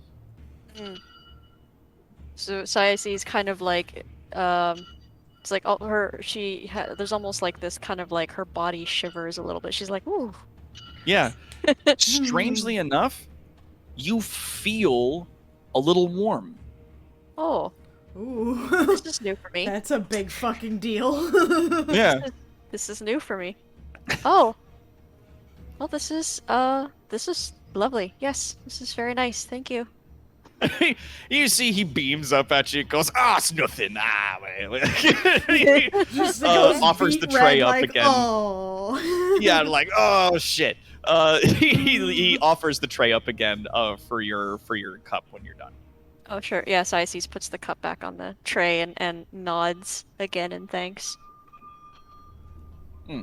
Keeper continues to drink liberally, enjoying his Yeah, Vrail shit. takes Vrail-sized mouthfuls of of this beverage.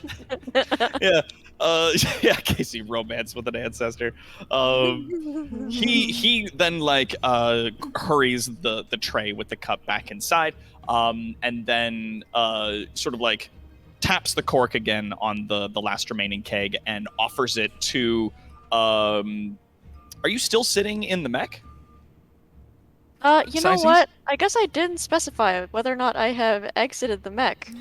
So I guess I'm just still kind of chilling in this mech. Yeah, Zax fell out of the trunk, but didn't like Yeah. get back in. So I think you've just been sitting in the mech the I've just entire been, time. yeah, I guess Cyaces has just been kind of chilling in this mech, just kind of like trying not to panic a little bit. I don't know, like everybody's reaction has been kind of a lot, and before that she was just like, I don't know how to. Are we okay here? My friends seem to think we're okay here, so then she, let her hood down, but then everyone lost their shit, so like she's just like, just kind of like trying to vibe in this mech. Yeah. Like she was so out of place that she forgot where she was sitting. Yeah, a little bit. Dissociated Pretty much her a way little to this bit. bar. You see, as he walks over to Cyaces with the last remaining sort of sampling keg, he like looks to her, looks at the mech, and then looks at Zax. And at this then, close range, he would be able to tell like the cloak is shimmering and changing color, as well as like all of the little other like magical things that he uses for his spells. Also, how clean is Zax? Zax is still pretty fucking clean for a goblin. Yeah, you use prestidigitation to clean yourself a lot. You are as far in goblin standards, you're fucking immaculate. You're a real shiny boy. For human And standards, you also you're have pretty the good, too. homunculus arm still on you. Is that correct? Yeah, that's correct. Yeah, he sees like you see him like look Zax up and down. He clocks the mechanical arm, and he goes, "Right, this is for your ancestor," and he hands it to you, Zax. Aw. for He- my He, ancestor? he assumes that you're a servant, that you are in service to the person riding in the mechanical mech. Zax just kind of looks at him confused. It's like, my ancestor? What?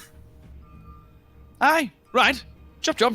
I finished my drink. Don't be heavy on your feet. Come on, then. And he like gestures for you to like put the keg in the trunk. As he then turns back to Vrail. And he goes, Did he just like give us a cask as a gift? Like, Yeah. like a whole cask as a gift? it's like a sampling cask, so it has Yeah. about 2 pints of that booze in each of them. One was given Sure. to Cyaces, another one to Vrail, and one to Keeper. Very So- nice.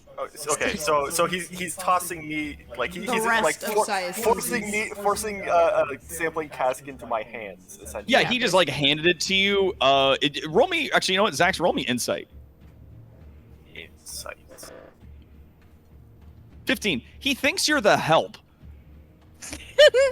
So, like, Yeah, with who- he assumes with the rest you're a of the goblin party? traveling with a queen, one of the like revered bug people, and an ancestor riding on a mechanical spider.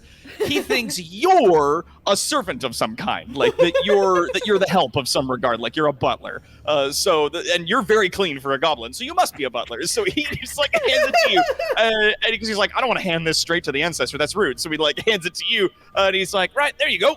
So you could hang on to that for her, and Okay. I turn up to Cyaces like, I might want to taste later on, not right now. I want to keep my head clear for tomorrow. And then he pats the mounts like, Azzy, turn around. So he can get at the trunk. I just fucking is drinking apple flavored liqueur and feeling mellow. Yeah, living the luxurious life of pure superstition. Yeah. Fucking- So once he kind of like once the brewer kind of takes his leave, or like turns around to like walk away and do something else, Cyaces kind of like bends over to Zax and she's like, "You can just keep the cask. It's okay. Yeah. You can just have it. Sorry. I know Yeah. it's meant for me, but you can have it. It's fine." Zax just kind of shrugs and like places the cask in the trunk of the spider. Yeah, Yeah. the spider is like happily just sort of like wiggles a little bit. Is just very happy to be here. You see Barden like sort of smiles at the mech and like gives it a little nod. He goes, right then, where else can we take you? Perhaps something to eat. Your upgraded accommodations might be ready. I would absolutely enjoy something to eat. And also, I'm sure on the way you can tell me how your people came to craft such wonderful architecture in this mountain.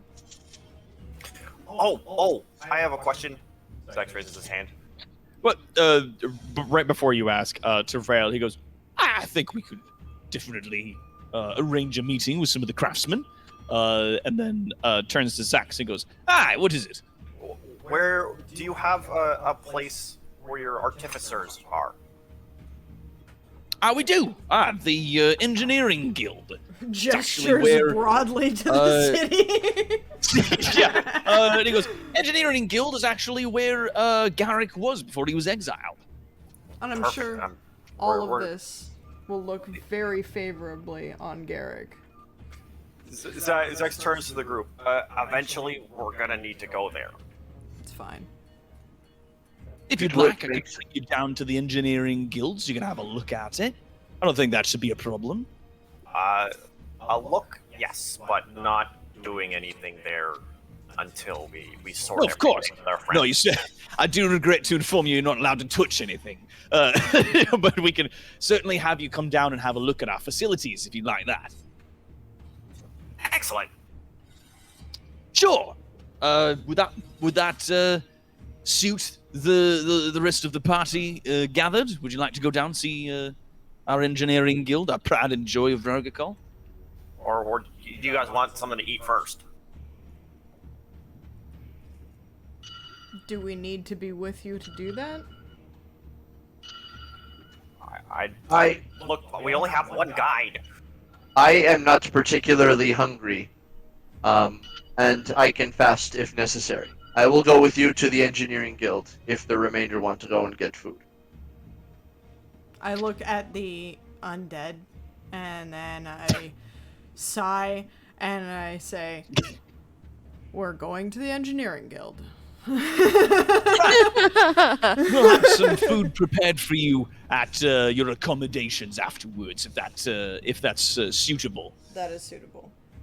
Perfect. And he sort of like proudly then begins. He's definitely got his fucking elbows out, like fists. He's like proudly walking down the street, leading you guys along. As you guys move along through the city, he's like gesturing to the architecture as well. As Vrail is definitely taking an interest in that, like talking about how much of the stone that's here was either natively carved by them or was poured as molten lava, cooled, and then carved into different the shapes that they have, and that by doing so, they've actually been able to create stronger stone structures or other stone structures that like might sort of overcome natural flaws or weaknesses in the stone. Detect magic from Zax.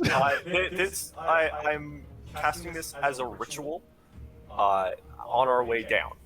Okay. So during our walk, people will see me like tinkering with a set of goggles that I'm preparing for it.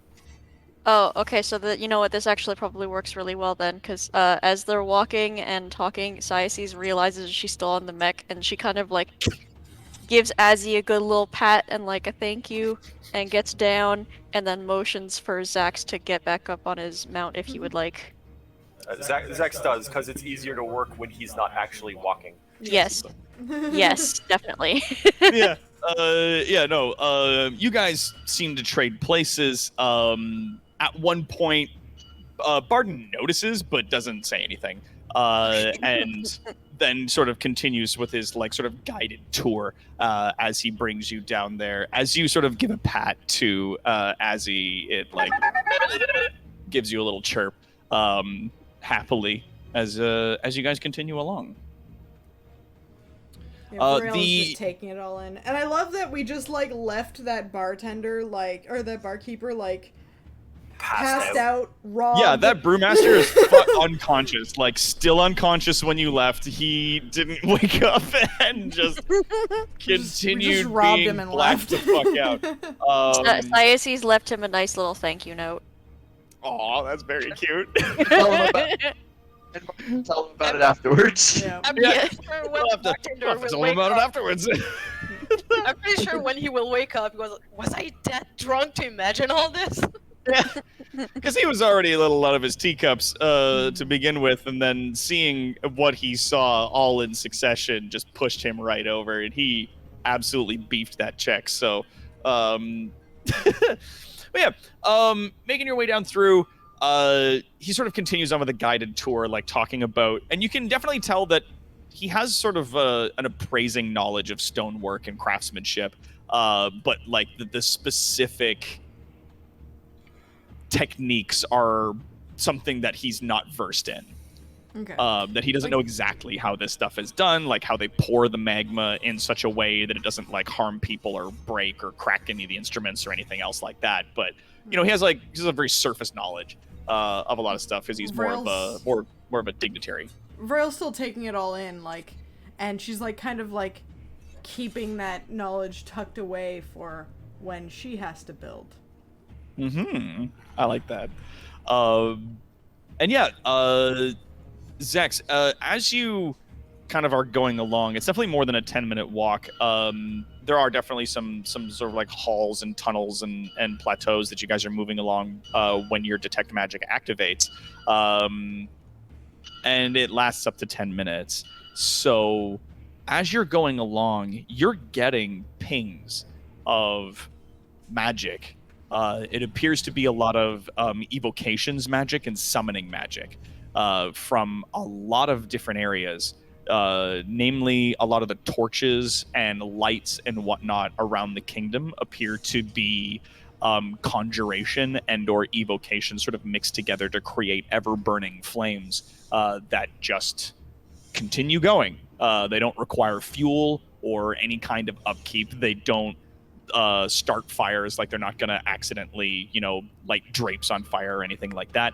Some of the buildings and dwellings that you go by, you get pings of some pretty sophisticated stuff, not necessarily anything you recognize. As you approach the engineering guild, you get from deep within the engineering guild this ping of summoning magic. And it's hard for you to put your finger on exactly what it is, but there's something powerful deep underneath the guild. But it doesn't feel like a lot of the guild is using magical methods in their regular crafting or anything like that.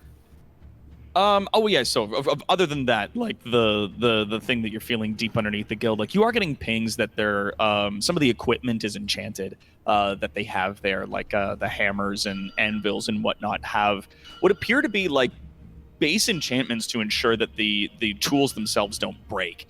And there are runes that are inscribed on the armor and the weapons of a lot of the guards and on some of the other people that are walking about that give off like pings of different schools of magic. Some of them have evocation magics built into them. Others have transmutation or even some cases divination magic. Okay. Eventually, though, yeah, you guys are brought to the entrance of the engineering guild. Barden, as you guys are standing out in front of it, just like, gestures up to it and goes, "This is our noble engineering guild. This is where all of our engineers get together to come up with all of the amazing ways in which our city continues to thrive." And I've been told that your magic users are in a separate area. Is that correct? Well, there are... there is the Mages Guild, the wizards, that do exist within our kingdom. They have a bit of a disagreement with the engineering guild. They think that magic is really just the pure solution to all life's troubles, and whereas the engineering guild tries to think a bit more complex and have a bit more future sight, maybe a bit biased. Myself, my mother was an engineer. Zax looks like he kind of like beams a little bit, very proudly. Zax noticeably looks a little bit disappointed, which is surprising for this. Hearing that both of them are kind of kept separate and are at odds with each other. Baden would noticeably see him kind of deflate and look a little bit miffed about that. So your engineers do not use magic? Oh, well, not precisely. The magics that are used here is rune magic, for the most part. So where enchantments and such. It's a form of enchantment, aye. A bit sturdier than what you might see from certain places, as the magic is inscribed in Dwarven runes upon certain objects that imbues them with the powers that we choose. And it's I mean, and he kind of leans over a bit, if you ask me, it's a bit more stable than your standard enchantments and a bit more resilient. Lasts longer, less chance it'll blow up and singe your beard as it is. Zax looks down to Ozzy. It's like, hey, it's all right. The fusion works. You're proof of that. He goes, I appreciate that. If you'd like, I'll give you a brief tour of the forge. Zax was talking to Ozzy. His mech. He does not seem to notice that. But as he does, it gives you a happy little chirp as you guys walk along. From there, he leads you in to what appears to be a huge fucking forge. There is molten metals and lava flowing through the building in many different places.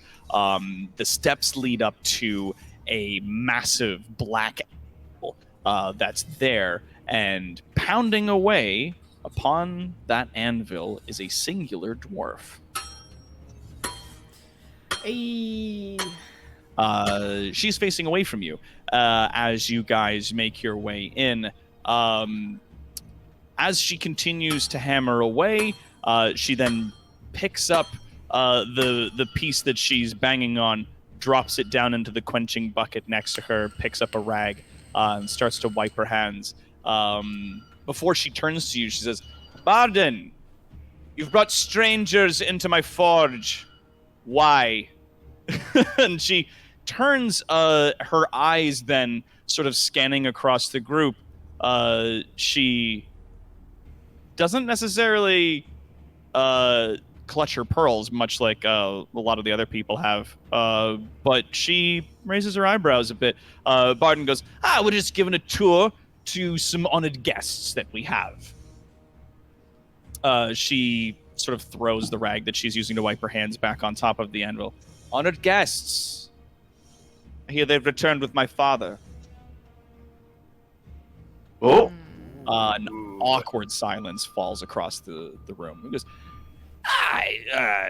Garrick has returned to challenge his exile. And she's kind of, she nods to him. She looks then to the rest of the group. I am Relina Steamhaft, chief engineer of these parts. You may look, but don't touch. She nods respectfully then to the group. Turning back around, she goes back to looking over some of the parts and whatnot that she's working on. Zach takes great interest in a bit of the architecture and a bit of how they're getting the lava to flow safely around the room. Roll me investigation.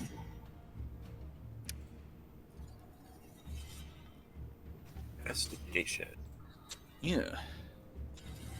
Hey. It's hard to tell. It could be the type of stone that they're using. It could be the thickness of the stone. It could be that they have rods of metal maybe inside certain parts of the building that conduct the heat away from the areas where people are standing or working. But yeah, you kind of can't quite put it together from where you're standing.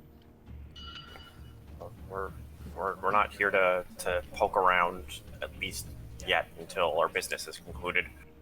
I go up to the woman, still giving her plenty of space to continue her work. You see on the anvil itself, there is just a bouquet of metal parts, masterfully crafted, and they all appear to be sort of not necessarily gears, but they are a metal working of a finer type, almost like parts of a Rubik's Cube or something like that, sort of laid out on the table. She, using a pair of pliers, pulls one out of the quenching bucket that she had, places it on the table, and begins to examine it. Or on the anvil, rather, sorry. Why does distaste reach your tongue while speaking of your father? She sort of turns and looks with one eye up at you. She says, "He's brought shame to our family. He went against the engineering guild, and I have taken over in his stead." If you want, you can roll an insight. Yeah. Can I also roll an insight? Yeah, go for it. Anybody that wants to can. 23. Oh, Bam. Oof. Yeah, okay, so Cyaces and Vrail, you definitely get the notion that she's not happy that she's taken over the engineering guild, that this is potentially something that she wanted but not like this. Zax, having worked with Par in sort of the intricate world of crafting ridiculous objects like this, you can tell that she's like, you get the notion that she was definitely forced to prove herself much sooner than she wanted. That this isn't how she wanted to be in charge. That it wasn't through her dad getting kicked out and her having to take over. So it seems like she's been put under a great deal of stress that she didn't want yet. Not only did she have to take over, but she's had to prove herself then, and you get the notion that she has to continuously, pretty much until she fucking dies at this point, just absolutely be amazing.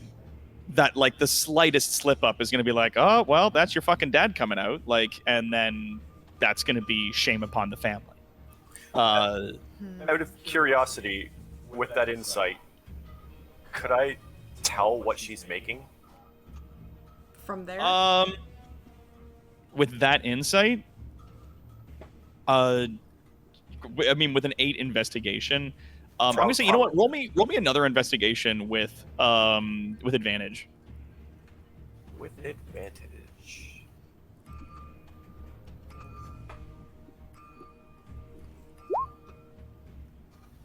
All right, so with an 18, So I'll have gotten off the spider mech and like wandered my way up. Peeking up over the top of the big anvil there. I am a curious motherfucker when it comes to this kind of shit. Yeah, you see there's like a massive heating, sort of like almost a cauldron behind her, that instead of a normal forge where they would use like, you know, billows and fire to heat a piece of metal, in this particular case, there's just a vat of molten metal behind her that is being pulled and shaped and cooled and shaped and whatnot into these things. What you can see that she's working on the table with an 18, like, you recognize definitely a lot of the sort of craftsmanship is very reminiscent to the stuff that you saw on Garrick's pack. All of the different parts and pieces that she's banging together appear to make a sort of single shot version of the firearm that Garrick was carrying, a small handheld one, a pistol, effectively. Zax will kind of like look over the pieces and then like without even looking over at her, it's like, you're making a miniaturized cannon. That's right, Phoenix. In Dwarven culture, nepotism's not a bad word. Because that's like, no, you know this person can do the job, and so you offer them, and if they fuck it up, then that's on your family. But yeah, you say that, and she raises an eyebrow. You swear. I'm going to let you carry that 23 insight. You swear you see the slightest smile on her face. And before that immediately is like creased out back to her sort of stoic look, and she goes, aye. Wouldn't expect a Groby to understand. Interesting that you do. Well, I make this kind of stuff. Not specifically like this, but like something almost similar. So, like, Grobies have engineers. having She just- like Vrail having started this conversation and was absolutely going to continue it, she looks around, like, sees this woman and her reaction to her like question, and before Zax came up, because it was supposed to be like she takes it all in and says, got it, turns around and walks back down.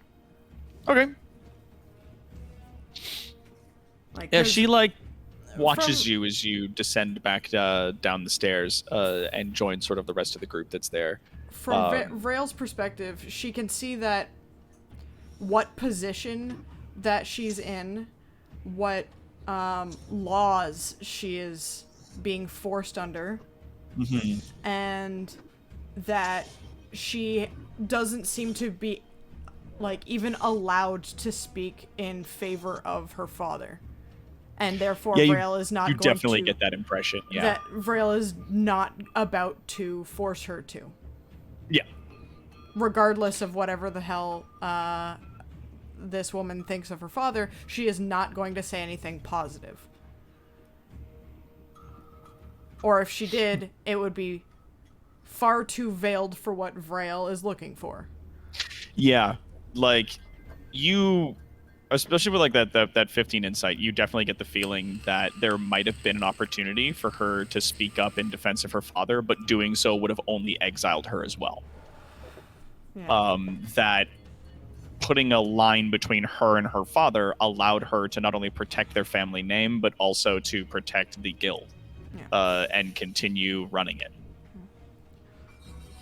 So, when she gets back to the rest of the group, other than Zax, of course, she will say, "We are going to be at your father's what's it Appeal? called? What? Appeal? Appeal, yeah, that's the word I was looking for. We are going to be at your father's appeal on his side." She, like, pauses hammering a particular part that she has on the anvil for, like, a brief moment. She locks eyes with you, Vrail, gives you a nod, and then continues working. I'm going to let you, if you want, you can carry that 15 insight. She definitely likes that you're on his side, but can't voice that. Yep. She's, like, sort of politically not in a position where she can be like, thank you. Yep. Whereas Vrail is politically in a position to say whatever the fuck she wants. Fuck yeah. That's why she did. to get like kind of a little camaraderie in with this woman. Yeah. Like, she, like, you know, gives you that nod and then goes back to pounding away on this particular part that she's got on the anvil. Barden definitely looks awkward in this whole exchange. He goes, right, we'll let you get back to that, and be on our way then. Sort of like claps his hands together, like, ooh. Before Zax does turn to leave, he says, I'm not an engineer, I'm an artificer. She sort of, like, narrows her eyes at you, like those are the same thing. Like, she doesn't understand. She goes, is that what Groby engineers are called? Artificers? I don't know. I don't know any other goblins that are. I'm an apprentice. So it's just you then? To my knowledge, I don't know all goblins. She sort of, like, nods and goes, that makes more sense. She goes back to pounding away at one of the parts. Impressive craftsmanship, as I would expect. And then he turns and starts back down. She gives you a nod as you say that. Like, of course it is, but also thank you. Yeah. like, yes. Yeah, I'm the best fucking engineer in this whole kingdom. Probably this whole continent. But yes, also thanks. like, duh. You guys then are escorted by Barden out of that space and back up into the kingdom proper. So I say to the escorting dwarf that is with us, what I said to her was our plan. We are going to assist with the appeal of Garrick if we are able to be in the same chamber as him while he goes through with it. And he goes, oh, aye, of course. Well, no, it's you're the one that'll be making the appeal during the hearing. You'll be speaking with the king. Good. On his behalf. Then was I feel exiled, better so he's about not it. allowed to talk directly to the king himself. But you'll be speaking on his behalf, and he looks between the bunch of you. I think he's got good company. Honestly, it stands, good chance as any, I imagine. The thing is, the only thing I consider that might be a hindrance on him is that I agree with his ideals. I agree with the ways that he saw or that he was exiled for. Aye. Barton then sort of like stops and steps to one side, not necessarily like into an alley, but like definitely away from people that might be listening. To the rest of the group, he kind of addresses you guys in like a huddle almost. He goes, "Right, look. There's only been maybe a handful of Dowie that have ever come back to question their own exile. All of them have been executed. As it stands, you agree with the reason to which he was exiled. That's the point. Your argument will be that he was right and that the traditions of the Engineering Guild were wrong." I agree. Yeah, Of course. I agree. Others might as well. Usually, new innovations only come after maybe a generation or so, preceding the death of the person who invented it. Like the Dowie that came up with black powder died years before it ever came into use. So you're telling me that our friend has to die before his idea will even take root? I'm saying that typically, when the Engineering Guild takes in plans like that, the thing that he was saying that should be the new standard for sea travel, that he would have grown old, passed away, and his daughter Relina would probably grow old and pass away as well. Years before it's ever brought before the guild and considered to be brought into practice. What I am saying The is Greybeards that like to deliberate for a very long amount of time. what I'm saying is that if the appeal is negative and he is not executed, Aye. he will still see his ideals in his lifetime. I will personally make sure of it. That is a tall order. But you are a queen traveling with a bugman and an ancestor, so he kind of chuckles. The fuck do I know? If Vraugikall does not see this as innovation for at least two generations of your people, then I will see it as innovation away from Vraugikall. To that, he kind of like gestures for you to keep your voice down about that specifically. And he goes, "Aye, well, be that as it may, I'd imagine your first concern is getting your friend to get you a boat across the water, yeah?" If that's our first concern. Well, for his sake, I hope it is. Right, and he sort of claps his hands together and goes, "We'll get you along to your accommodations." And he walks along, sort of retaking his proud stance as he leads you guys through the streets with elbows out as he sort of pumps as he walks along.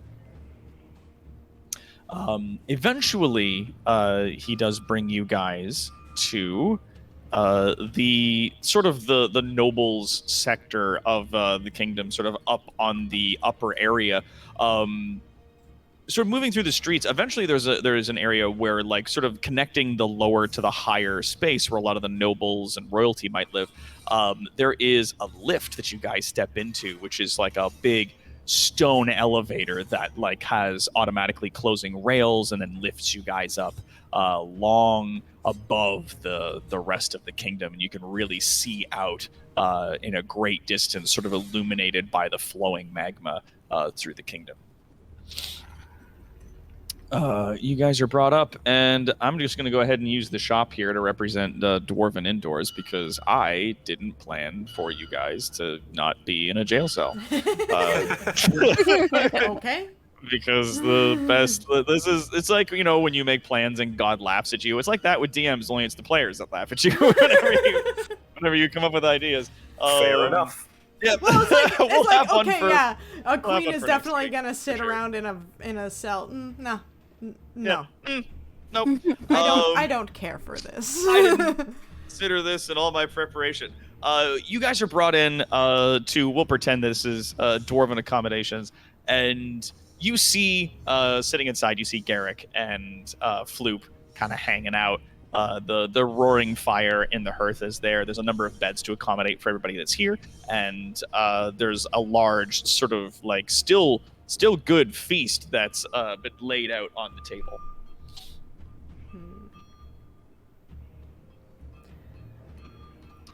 With that, Barton then like gives you guys a nod and exits and closes the door. Okay. Zax immediately sees if there's a bath. There is. It is in a room to the back, and it has hot water. I immediately start ritual casting detect magic. And now Zax will go around looking for a metal wash tub. The bath is attached to it. I don't know if you're I'm looking for something that would fit inside the bath. something that'll fit inside the bath. Like how big? It doesn't have to be big, but it definitely has to be made of metal. Okay, like big enough to fit you in it, or No. smaller? Like it could be smaller than that. Like a bucket. But yeah, like a metal bucket or something. Like a metal bucket. Yeah, like looking around. Oh yeah. As you guys are being brought in, another person definitely comes along and brings like a metal bucket that you can see has like dwarven sort of like filigree around the top of it. It's very very nice. And they bring it in, and he places it on the ground, and it has like this nice cool water in it. The gentleman that brings it in gives you guys like a bow and then scurries off. Floop is chilling in her bucket. Is there somewhere we can replace this water with? Because I need an empty bucket, an empty metal bucket, and I don't want to get rid of cool water when everything else is hot. Yeah, there's like a number of bowls and stuff around here. So Zax will empty out the bucket into the bowls to make sure that we don't like lose cooler water. Nice cool water. Why would Zax yeah. need a bucket? Is he looking pale? Oh my god. Thank you, Phoenix. So yeah, you now have the dwarven bucket. Okay, is it heavy? It's pretty heavy. God damn it! I need a metal container. What the fuck are you doing? Metal container. Talk to me. Tell me what the hell you're trying to get up to. I'm looking for a thin metal container to test buoyancy. Buoyancy So you're gonna of do what? buoyancy tests? He's going to do a buoyancy test with a pure metal container. I see what you're doing. Making a This is a proof of concept. Yeah. This is proof of concept. Yeah, you know what?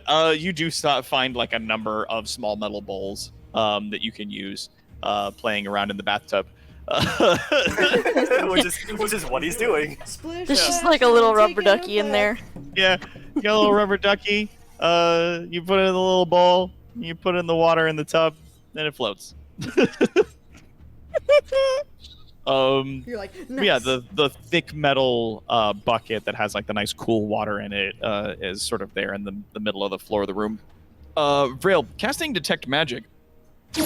Looking around the room, you see that there's a number of enchantments in certain key areas of the construction of this space. Like you get the enchantments on the weapons and armor and stuff of the guards that are posted outside. There aren't any other sort of like doors or windows into this place, so that is the only entrance that you can see. And looking around, there's like a few enchantments. Like there's some kind of summoning magic involved with the hearth that's there. It appears to be a small amount of fire elemental magic that is working as sort of an ever-burning spark. So all they have to do is just throw wood in there, and it'll just start burning. They don't have to, like... Is any of it divination magic? Not around here that you can find. No, it's mostly evocations and conjuration. Excellent. Alright. So then if I keep my voice down, we won't be overheard. That is correct. Smart move. Yeah. Do you keep the detect magic up? Yeah, may as well. Okay. Like, for as long as it goes. The rubber ducky has a beard for no reason. For no reason. Well, we know the reason. We know the reasons. We know the reason. He says it's a bit stouter of a duck. Like, it's a very squarish duck.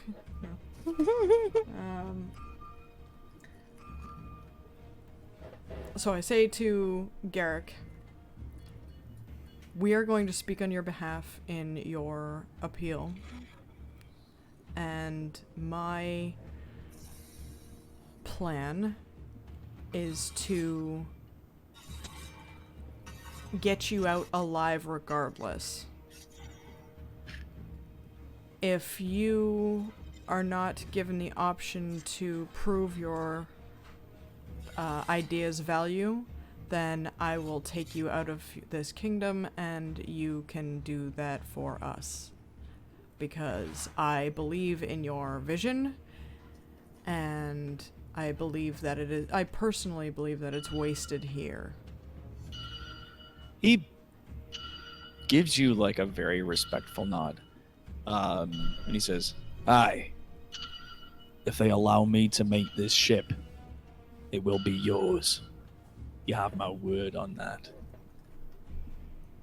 If their judgment, though, falls upon me, I will not leave. I must accept the judgment of my people. Though, from the mutterings I hear from folks out there, it would appear that you certainly made an impression, and a good one at that." Evidently. Somebody fainted. Somebody fainted? Well, that may have been my... What? He sort of like looks around the group, looks at Keeper. Did you go by the brewery? Yes. Keeper nods. He just like nods because you're not wearing your mask or your hood anymore. And he goes, that'll do it.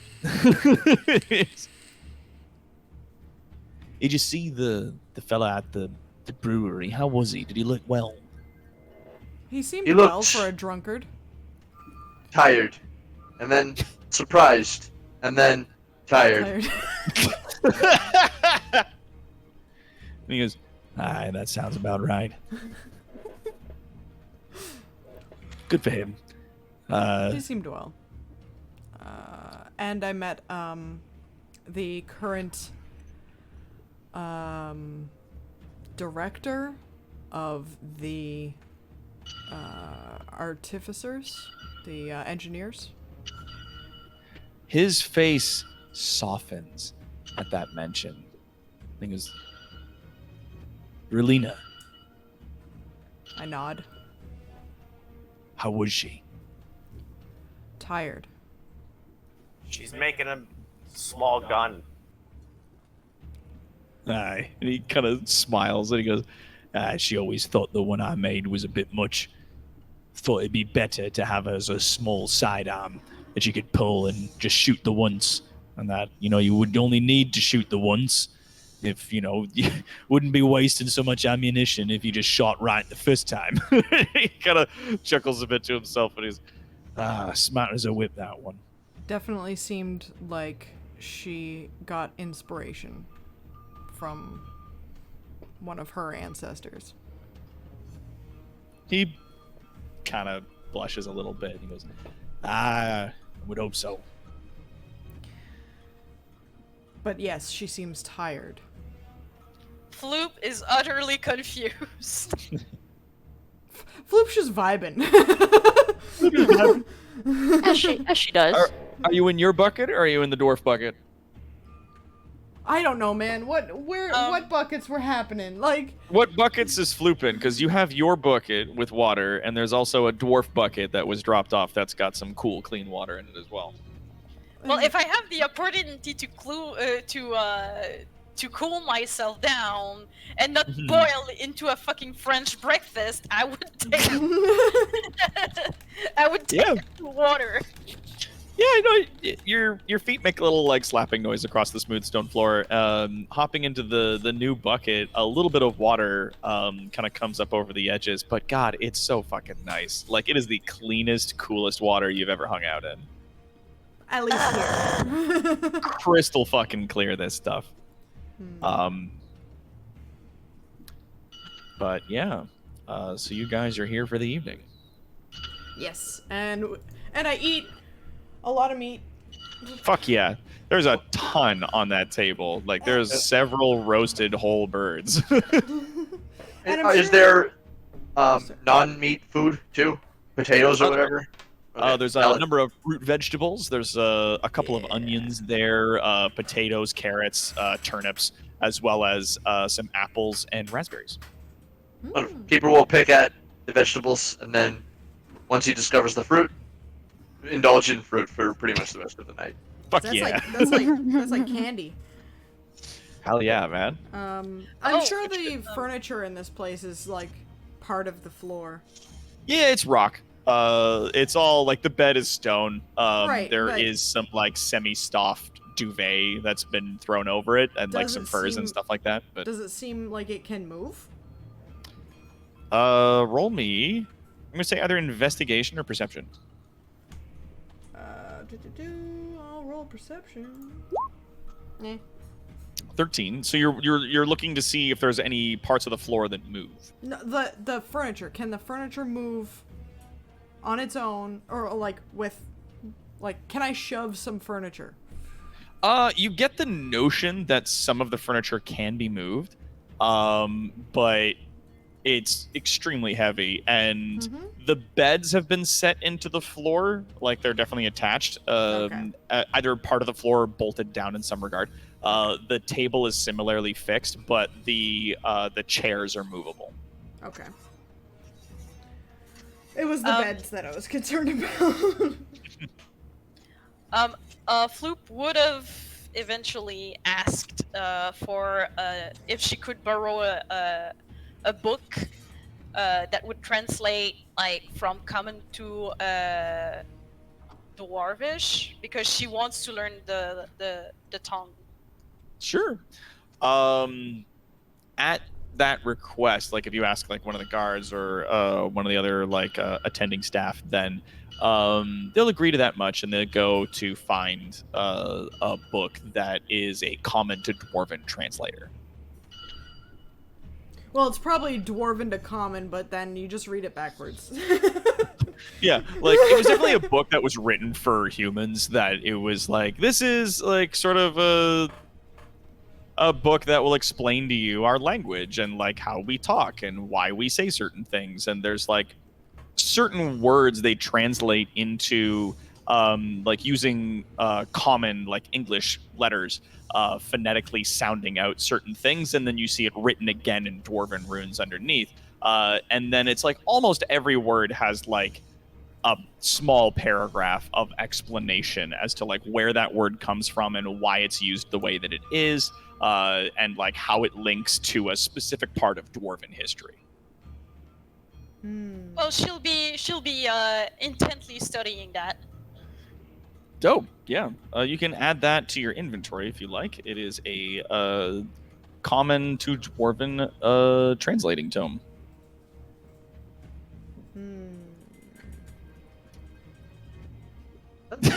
Yeah. An idiot's guide to Dwarvish. That's right, mercenary. So you do see some of the language and grammar that they use when explaining certain things is almost as though they are talking down to a person.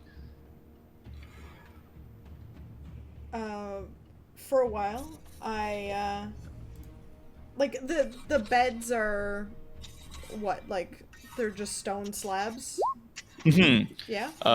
It's a stone slab with like furs on them.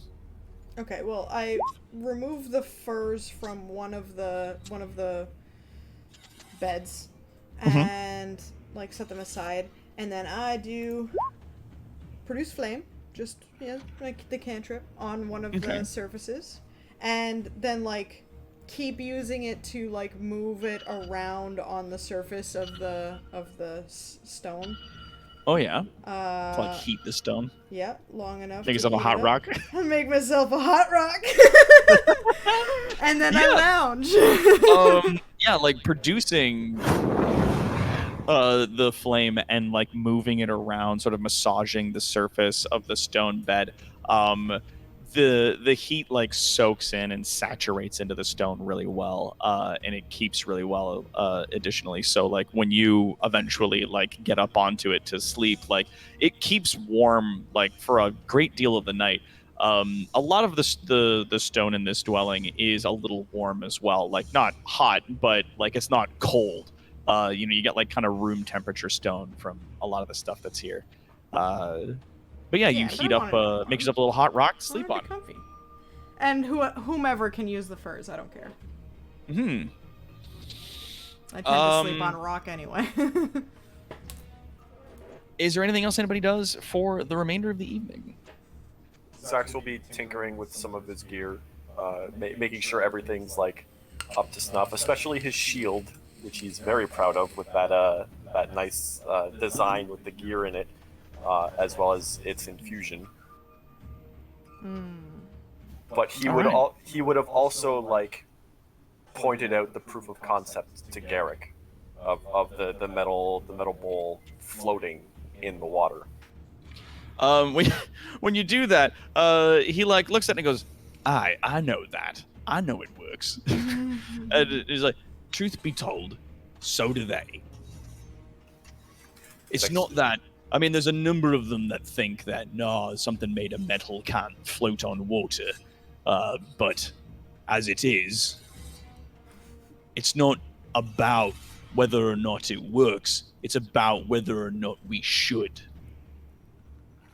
My argument was that creating a superior motion through the sea would benefit us. That if ever we were forced to leave our ancestral home, or if we wanted to explore places or open trade with further lands, that having superior sea travel would work to our benefit. And they thought and they turned that down. They thought it'd be dangerous. That if we bring out ships made from metals into the world, then who would take that idea and make something terrible? Who would use that for worse things? That we as a people have to be responsible for the technology that we bring out. How long-lived are your people? A few centuries. Maybe like 800-900 years. Well, humans are much shorter-lived, are they not? Aye. Look at what they've done in their lifetimes. They are likely to speed past the ingenuity of the Dwarven people for the idea alone of waiting.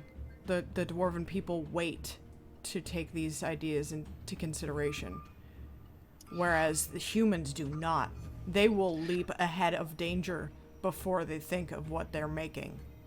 It's one of them is going to build a metal boat, and then and then build another one because the first one failed, because that's just how it works. But they'll do it. The careful consideration of our guild isn't something to be taken lightly.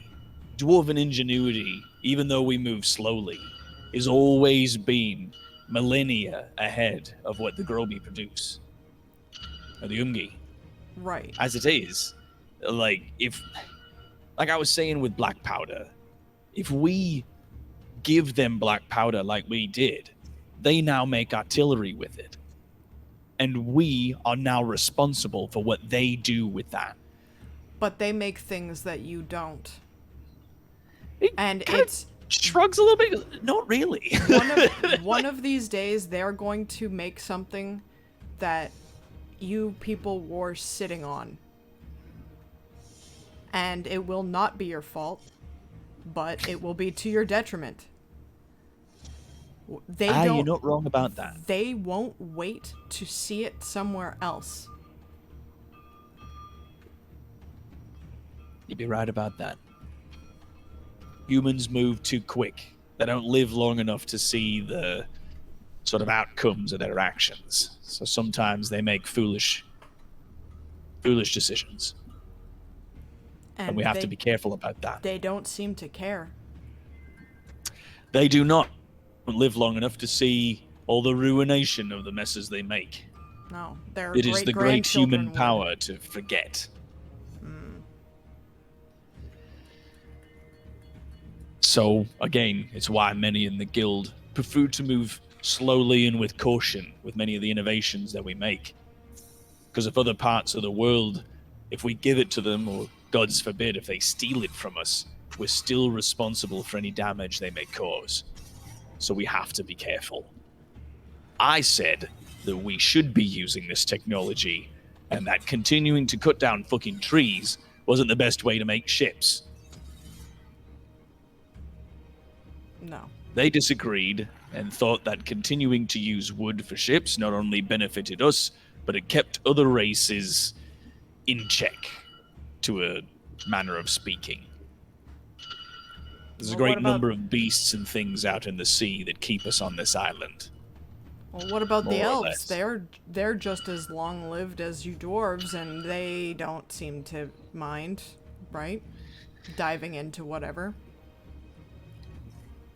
Like, sure, The they're not Watelgi gonna would be a bit less ingenuitous when it comes to technology. Right, they're more along the lines of magic, right? And they're not about Magic to start and society. they're not about to start like clear-cutting forests, but they are leaps and bounds ahead in just pure magic, and that could be just as dangerous, if not more dangerous, than building a tub that's big enough to put an army on. I'd agree, but don't let the Wizards Guild hear you say that. He like chuckles a bit. God, they'd never admit that Witelgi are better at magic than them. Zach's I'm not saying they're better at magic. I'm saying that they are more likely to take fewer precautions and therefore make bigger leaps forward. The Witelgi live for millennia compared to the Dawi or the Ungi. Right. To humans and dwarves. They move at a pace much slower than almost any of the races here. But not and it's one of the magic. reasons that they're in charge of the empire that's out there, was because they see a bigger picture than the Ungi could possibly manage. Or at least so we're told. Then there's the weakness of the dwarves. Underestimating the people that are around them. You might not be wrong about that. Like, I see it in my own people. We are very prideful people. But that tends to mean that people don't keep others in mind. Aye. You gotta pay attention. I am... You're not wrong about that. And I am quite attentive. Good. Hopefully that serves us well tomorrow. I think it might. All right. I cast another produce flame on the rock. Yeah, every now and then you might roast. wake up as the stone's cooled like a little bit. You just quickly heat it back up again and snuggle in. The night passes by without incident. Nothing really, like, nobody comes in to disturb you guys. There isn't any other sort of things that take place. There aren't any looky-loos looking in to see the... Oh, no. The queen, the ancestor, and the bug. Yeah, I was gonna say, like, they're extraordinarily respectful of your privacy while you guys are staying at this particular place. Though, early the next morning, the door opens again to Barden, who's standing there, the dwarf attendant, and he then sort of like motions for you guys to come with him. Floop Is this will it? empty her bucket and roll it, put it on her back. Slowly uncoil from my sleep and do that big snake yawn that snakes do. Like all the teeth. Kind of terrifying at like 17 feet long. Yeah. Jesus Christ. Zax will take like pull off like a chunk of meat and like quickly take a few bites, set it down, like grab an apple or something like that, and then clean himself out with prestidigitation. Yeah. And I like see Zax do the prestidigitation to himself, and I like kind of nudge him, and I like gesture to myself. do me next. I do the same thing. It takes a little bit longer considering Maybe it's only, a couple of them.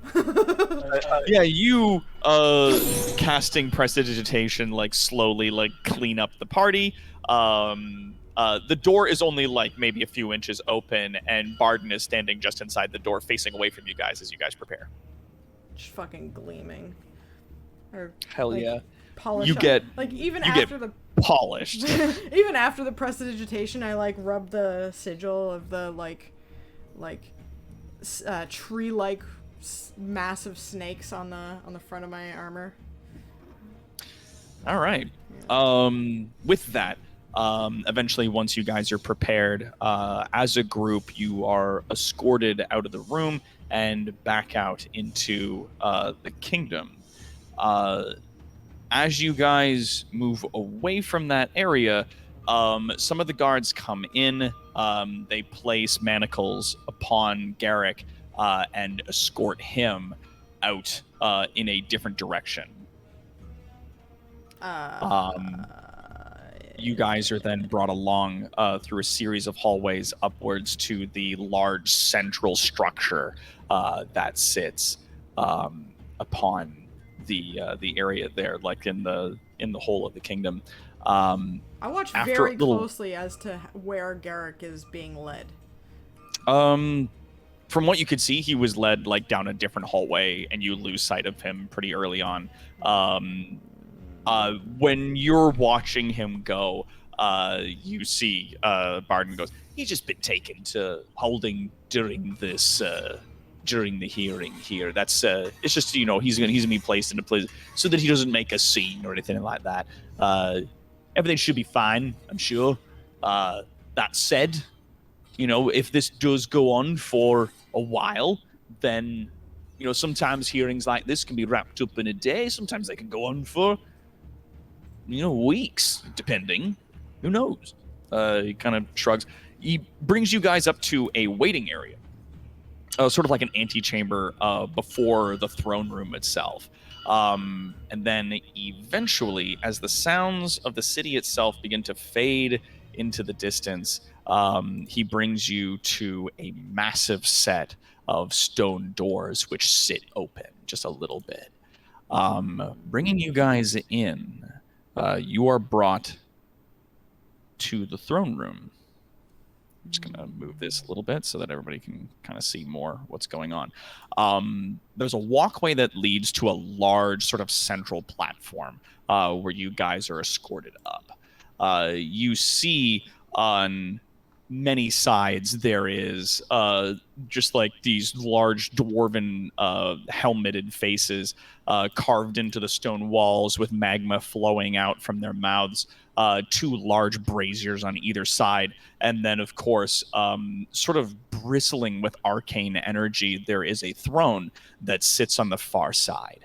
Upon the throne, on the front of it built in, is a large book stand with a truly fucking gigantic tome sitting upon it. Sitting upon the throne so that his head is actually about level with the other sort of human-sized members of your party. Oh yeah, also the mechanical mount is told to wait outside as you guys are brought in. I would have assumed as such. Yeah. You guys walk up, and sitting upon the throne is a large dwarf with a crown and a huge white beard.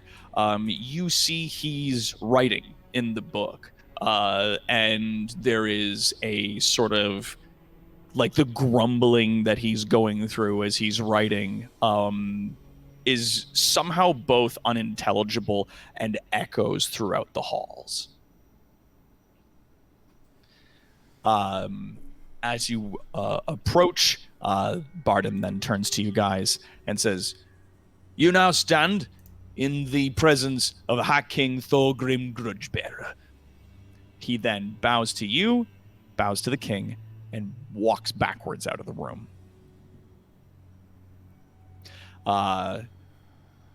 After he finishes writing whatever passage it was that he was putting in the book, Thorgrim places the tip of the quill that he was using to write back into the inkwell and looks up over the book at the assembled party. The book doesn't appear to obscure or obstruct vision to him through where it's placed. Sitting next to his throne is a large two-handed axe that has been sort of rested against the side of it. Over his ridiculously large nose and just his beard, you see like the big furrowed, snowy brow. He addresses the party. "So I'm told you've come here to speak on behalf of Garrick Steamhaft." Yes, we have. Zax rests on his rod, which is engraved with runic magic runes. Floop is standing still, straight, and is trying her best not to croak out of nervosity. She's trying her best not to croak. Just outright. Yeah, also that one. Cyaces kind of steps forward slightly and curtsies to the king. He gives you a respectful nod in return.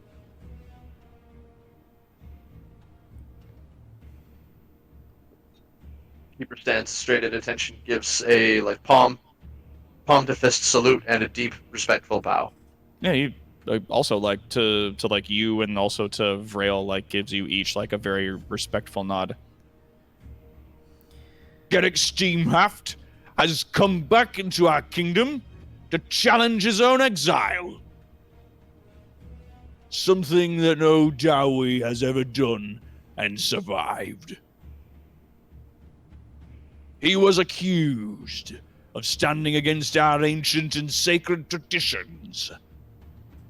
What have you to say in his favor? And with that, we will wrap game for today. I had a whole thing planned. Well, it's okay. Write You it get to down practice because we're gonna do a whole thing next time when we do it again for the 8 team, ladies and gentlemen. This has been our D&D game for this week with the A team. We do D&D every Thursday on this channel. We're running this monster campaign with the wonderful people that we have out here with us. Just absolutely wonderful people. Every other Thursday, we go from the A team to the B team, which is a team made up of community members who are also playing a monster group in the same universe as this. And on the odd occasion, one of them runs into the things that the other group has been getting up to, which has been super fun for me to write and plan and play out. Did someone get clonked with a rock? We will find out next time. No, in the B team. Oh, in the B team. Actually, yes, they did. I believe. As they were... I don't know if I wrote it down. I'm not sure if I played it out. But as they were getting in their carriage and trying to sneak out of the town that, like, an army contingent had moved into for some R&R, that somebody got fucking beamed with a rock. Excellent. Nice. That some drunken soldier was like, "Yay!" walking through the street, just like, like into the side of his head. And he was like, "Dirt!" and falls over. Like, Nice. Very happy about that. I am also very happy about that. So join us next month when we can see the A team again. yeah. Assuming there aren't any delays on the B team side, we should be back at this again within 2 weeks. So thank you all so much for your views and your donations, your bits and subscriptions for both myself and for Spoots, who is streaming this over on her channel. Yeah. We, of course, are going to go down the wonderful players that we've got here with us. Of course, we've got Cassie, D20 Love Chew. Go follow her on Twitter, playing Siase's Blue Leaf, our Banshee Bard. Good night, everybody. Be good to each other and be good to yourself. Be kind to yourself. Everybody, love you all. Good night. And we've got Spooty Poots streaming over on her own channel. That is, I believe, /Spooty Poots, isn't it? Just on Twitch? Yeah. Twitch.tv/Spooty Poots, playing Envrail Alo, our Bimg Snake Lady. Bimg. Like, So comment, and Bimg. subscribe. Ring that Bimg bell. Snake Lady says like, comment, and survive. She rolls a survival check at disadvantage. Fuck! Shit! Like, fucks up her tent. And of course, we've got Casey, the killing chick, playing our little frog lady, the grung druid, Floop. Surface moss. Wow. You found some! You're finding so much surface moss, and I'm so fucking happy for you. I am so fucking happy for me too. And by the way, I found the perfect representation of Vrail yawning. Good. Oh, wonderful. Good. I posted it in the chat. Oh, you posted it in the chat? Yeah, in the A-team chat. Oh, sweet. Yes, I'm gonna nab that. I'm just gonna quickly bring it over so the lovely people at home can see this and be terrified. Here we go. Yep, It's a big kinda. snake.